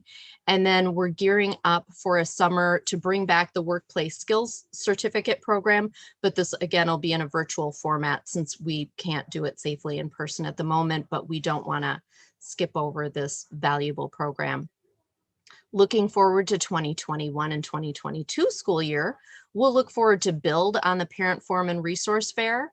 We'll get back to the Career Expo and Student Job Fair and get our externship programs up and running, and then continue to build on the virtual workplace skills program as we go forward. So that's where the Business Education Network is. I told Kathy I was going to steal like a minute here, because the other thing that some of you are already involved in and the rest of you will be involved in, and you've already received all the meeting invites for, is our Burnsville Leaders Group, which is another way that we partner, and that really brings in the whole purpose of that is to build relationships, not just on a staff level, but on a leadership level. So that brings together the entire school board, the entire city council, and the entire chamber board on a quarterly basis to address issues throughout our community. That also was started back in 2017. And one of the offshoots, another passion project here that we're happy to introduce coming up, should be hot off the presses, the first or second week in February, is our first ever community guide. And you probably can't see the tiny letters there, but it's called Live, Learn, Work, Play, and Stay in Burnsville. And so we have a section there that Aaron and his team helped us work on for the learn piece of it. So it's really to highlight all aspects of our community. We'll be producing 3,000 of these guides, and we look forward to distributing them through the schools, through our employers, through the city, through Experience Burnsville, to really cross-pollinate. There might be parents in the district who didn't know about all the great jobs available here. There might be people visiting Burnsville who don't know what a great place it is to live, and people who live in the area who don't know enough about our school district. So we just really wanted to provide that cross-pollination. So I know you've got a lot to cover tonight. Thank you for the time, and I look forward to connecting with all of you this year. And I apologize, I should have introduced Jennifer. Jennifer is the Burnsville Chamber of Commerce president. So I was just so excited because I've just known her for so long, I forgot to include her title. One of the other aspects of the work that I do is grant writing. And so this has really exploded more recently because with COVID, many foundations and charitable organizations recognize the need that there are so many inequities in providing education to our students in an online environment that they reconfigured some of their philanthropic giving to be able to address some of these needs that our schools and other community organizations have.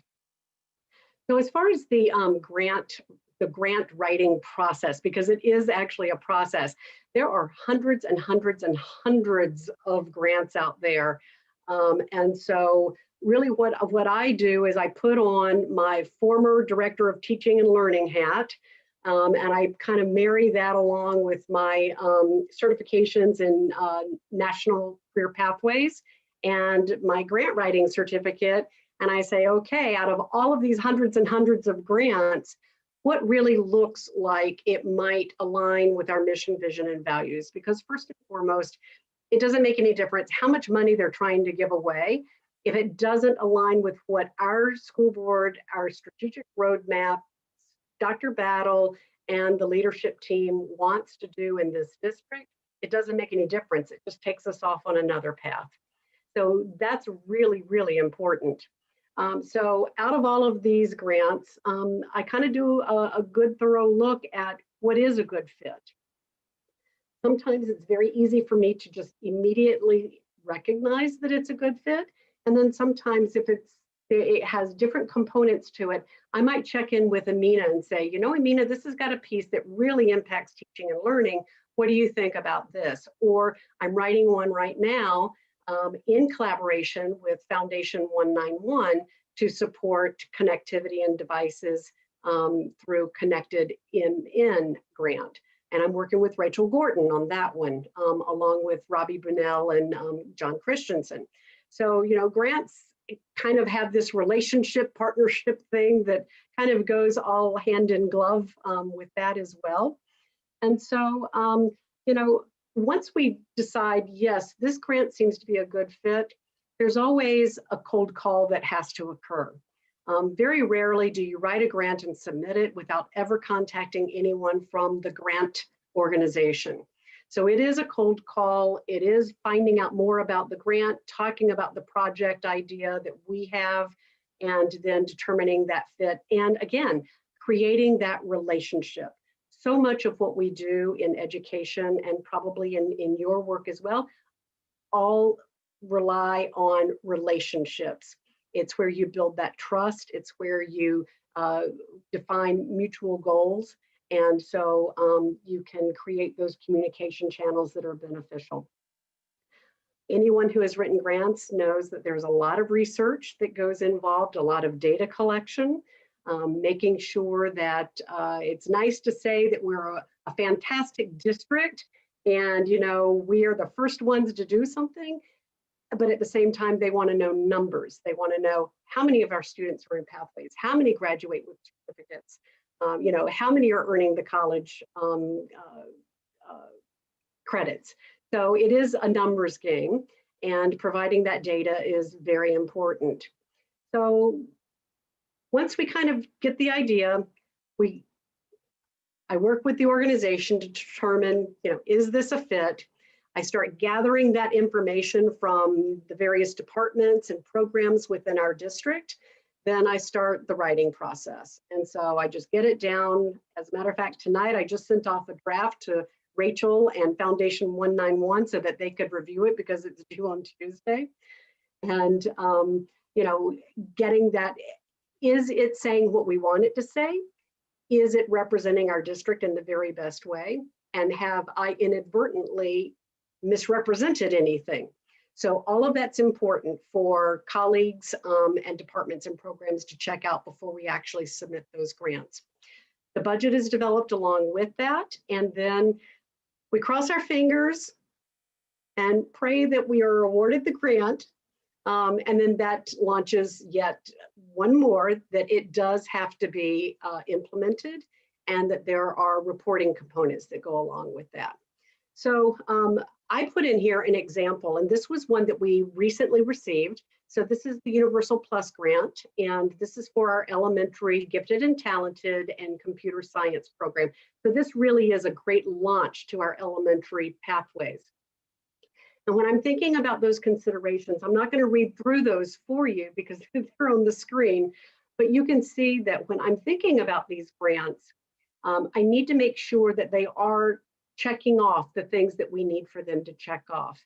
So, you know, aligning with our mission, vision, and values, that's just number one. And the Universal Plus grant does a great job with that. It closes gaps, raises achievement, and it's a great partnership in many aspects for our elementary schools. Does it currently support the programs and projects? You're launching the pre-K to 8 pathways to align with the high school pathways. This does exactly what we're hoping it would do. Does it provide us benefit to our students? Yes. And when I talk about benefit to our students, that's the first return on investment that I'm looking for. Do our students benefit? And then how do they benefit?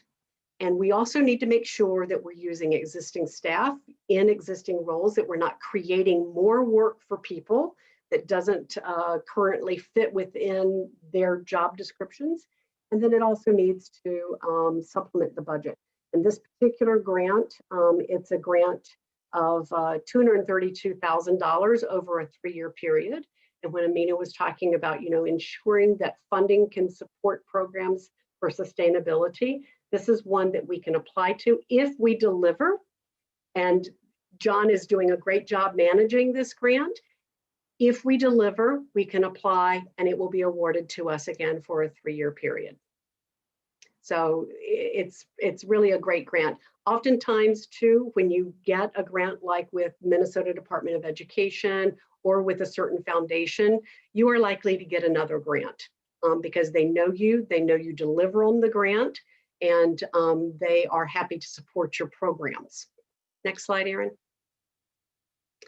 So I moved over to this position 5 years ago, and we launched the Pathways, and in that time, we have been very fortunate to have a very supportive community. This year alone, 7 grants have been awarded to the district, and there are 6 grants that are currently pending. And so we're excited to, again, crossing our fingers, excited to see how those grants will fall. And you can see some of the things that these grants support. Advanced manufacturing, I already talked about that. We could not have launched that program without the grant, but it was on our docket as one of our pathways. We received a grant from Best Buy this year to support technology for our students in distance learning. And we also received funds to support Tom Umhofer's community education programs with Pantry 191 to support our food insecure community and families and students. We were able to purchase through Bosch STEM take-home kits because they were not able to access the Project Lead the Way programs in their schools. And so with the Bosch grant, we were able to purchase take-home kits, and our students were able to participate in STEM learning at home because they couldn't do it in school. We've had summer programs, EMT equipment, GT at the elementary, which we were just talking about, the automotive equipment, and even grants that will offset salaries. And one of them, for example, the advanced manufacturing, that Department of Labor and Industry grant, our Project Lead the Way teacher who is teaching the advanced manufacturing program, he did not have enough FTE to be full-time at the high school. We were able to use some components of that grant to fulfill the remaining portion of his FTE at Burnsville High School so that he could stay at Burnsville High School full-time instead of having to go to one of the middle schools for one period. And some of the grants even offset grant management for what I do. Next slide, Erin, or I think, there we go.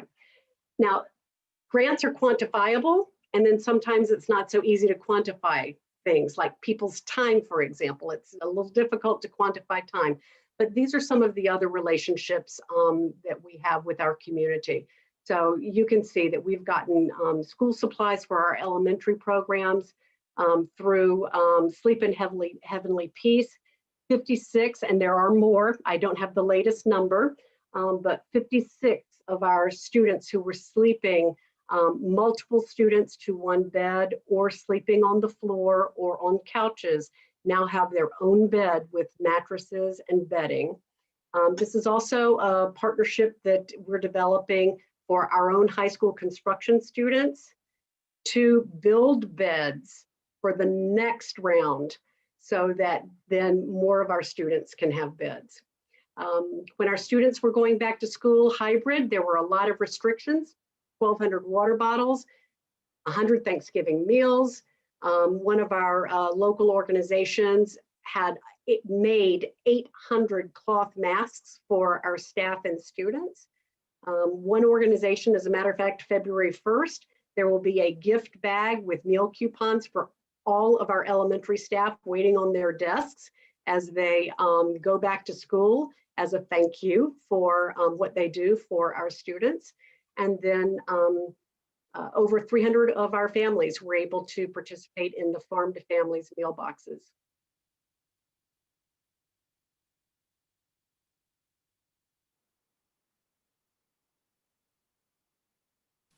Great. Thank you so very much, Kathy, for that wrap up. So there you have it. That's, I hope, Chair Miller, that is what you were looking for, and hopefully that provides everyone with a good background and a progress report of where we are. Thank you. Yeah, excellent. I think that was very thorough, and I appreciate it. It really hit on the head of the what I was looking for and getting the excitement level up. I will open it up for questions and conversation from the board members. Now's the opportunity to ask some of those questions you might have about what you just saw. Sue, Director Seed. That was officially my favorite update. Am I allowed to say that? Of course.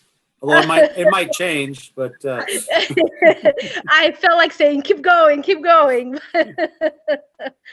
Great job. Oh my gosh, that is just amazing. And to be able to bring forward, you know, some of these things are not available for community members, and to, you know what I mean? For them to be able to really take in how much it takes literally a village, and the village is really showing up for it.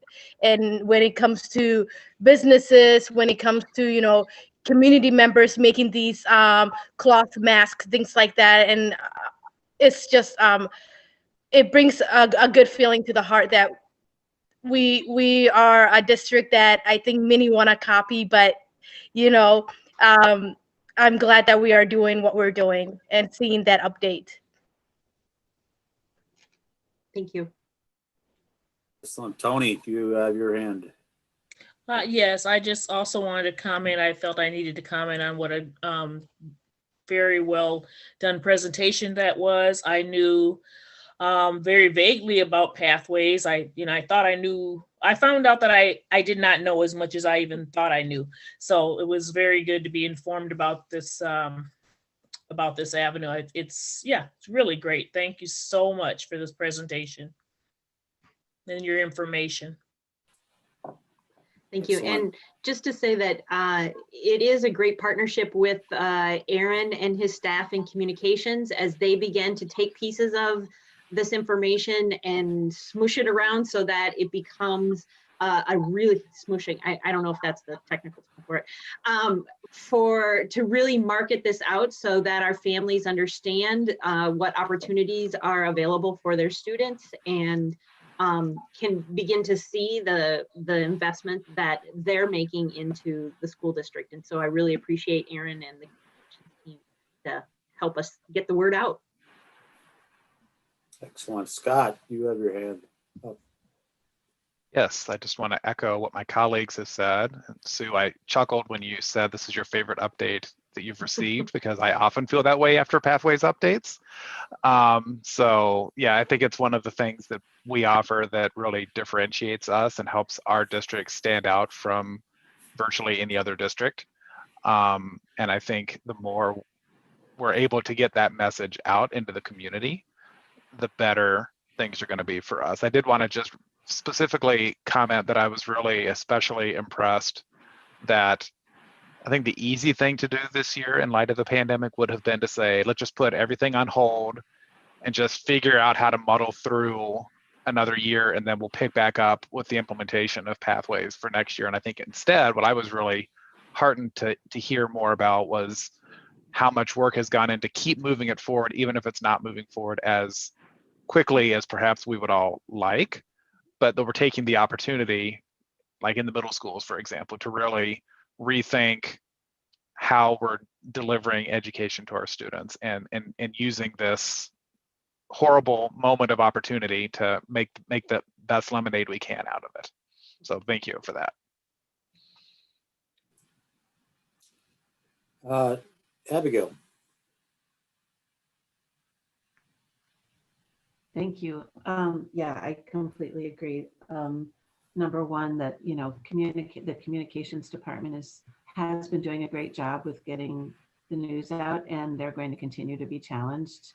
And it's going to be really important for us to continue to tell our story and the many threads of our story, so that people really do, you know, Sue and Tony, you both, you know, have alluded to the fact that there's so much more going on than you were previously aware of. And we need for fewer people to be saying that. We need for more people to be saying, hey, did you know? Were you aware? My kid just did this. And Franny, it was music to my ears to hear about embedded honors. Amina, I know I've pestered you over a year or two about, you know, the back mapping of, yeah, thank you, the back mapping of AP standards to middle school. This is kind of getting us closer to that, Franny or Amina. Yep. And I think that alignment to making sure that our students have all of those skills, so that if they choose to participate in those courses, they can be successful in them. Exactly. And I love the example, Franny, that you gave of the news ELA, because it really, as someone who's not a, you know, a trained educator, to really understand, you know, that, okay, they're all reading the same, you know, they're working with the same material, and at the same time being pushed. And I imagine in the classroom, the conversations that they can have will be enriched, because they're not all reading. They're reading the same material, but it's not the same. So there can be different conversations. Grant writing, Kathy, I appreciated knowing all the, you know, kind of the different steps that go through, you know, the grant writing process. I have been aware through family and friends of, you know, kind of the, you know, the unique nature of what it takes to be a successful grant writer. And the 1.6 million, is that to date, or is that for this past school year? Oh, Abigail, I would love for it to have been for this past school year. It's to date. It's to date, but still, I mean, 1.6 million over the, you know, the last 5 years. You know, to your point, our community has been very supportive of our levies, and at the same time, we continue to go out and find other funding streams, because that's our responsibility to do so, and to try to fill those holes. And always appreciate hearing from Jennifer Harmony, the Business Education Network, and all that, you know, all that we're doing in a different way that, you know, brings different groups of people together in meaningful ways for our students. So thank you. Director Alt, just wanted to add, I think you can't put a price tag on the partnership and what they've provided in kind. So I just want to note that. Yeah, no, that's please consider that on top of the 1.6 million. Kathy, would you agree with that assessment? To have these experts, sometimes the top of their field, interact with our students. And if they had a consulting business, we all know probably what their hourly fee would be. So I just wanted to note that. Thank you.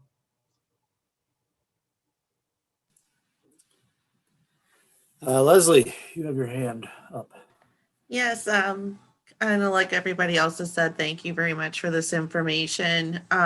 I do get excited about the various pathways. I am, being a professional fundraiser, I do know and do this on a daily basis of grant writing. So I know the amount of work and detail, and it's really not just a single person writing it. It's a whole team of effort to gather the information that's needed, because you might secure the money, but then there's all the follow-up with reporting to make sure that you can be guaranteed that money when you go back again. So it's certainly not an easy task for sure. when my fundraiser hat instantly comes into my head too, and something that has been a movement in the nonprofit sector that I think translates even here in education and aligns well with our pathways is the idea of social enterprise as an opportunity or a step as well. We kind of sort of have that a little bit with Firefly inside our high school, but how can we maybe put that more into the community or broaden some of our business partnerships where we're having our students have the experience of having actual employment, earning a paycheck, but at the same time, maybe generating revenue to continue to support the Pathways program because you're operating it as a lucrative social business.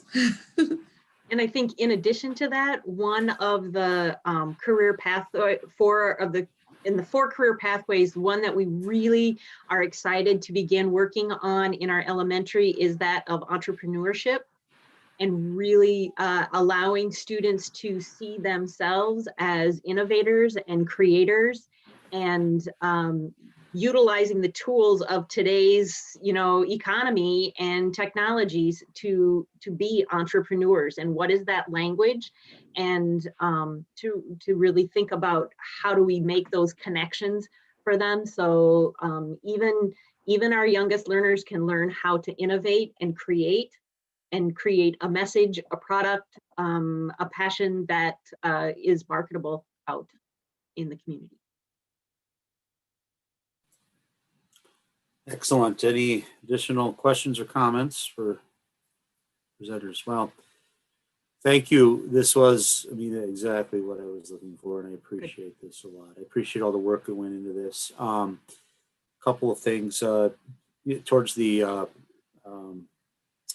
point about having the credit union there. I'll remind you again that there is a dearth of or a lack of fine dining in Burnsville, and it would be cool to have a nice fancy restaurant on campus at the high school run by our culinary program. Now I know that's a huge mountain to climb, but let's think about that. I liked walking to Burger King, Garrick. I'm not kidding though. When I said earlier I went to the Culinary Institute out east, they have 3 or 4 major restaurants and a couple minor on campus, and it's like a 3-month waiting to get a table there. So I think that would be an amazing thing for our kids. But I dream. I did like I was interested in the pamphlet thing that Jennifer brought forward. I hope that gets given to everybody that has a real estate license that operates in the city of Burnsville, because they could use that for information on what's going on, especially. Just give it to them open to the page on 191. That would be good. This was excellent. There was something else I think that about covers it. I appreciate everything you guys put into this. Thank you then again for Amina Afadal, Jennifer Herming from the Chamber showing up, Dr. Kathy Funston, John Bonneville. I know he wasn't able to join the presentation, but I'm sure he put some time into it today for this, and Bethany Van Ostel and Ernie Becure. Thank you very much for your evening and your time tonight, sticking around with us. Well, that wraps up our retreat for tonight, folks. Thank you. Another relatively long evening, but I think this was very beneficial, achieved what I wanted to get done tonight. So I appreciate you all taking the time.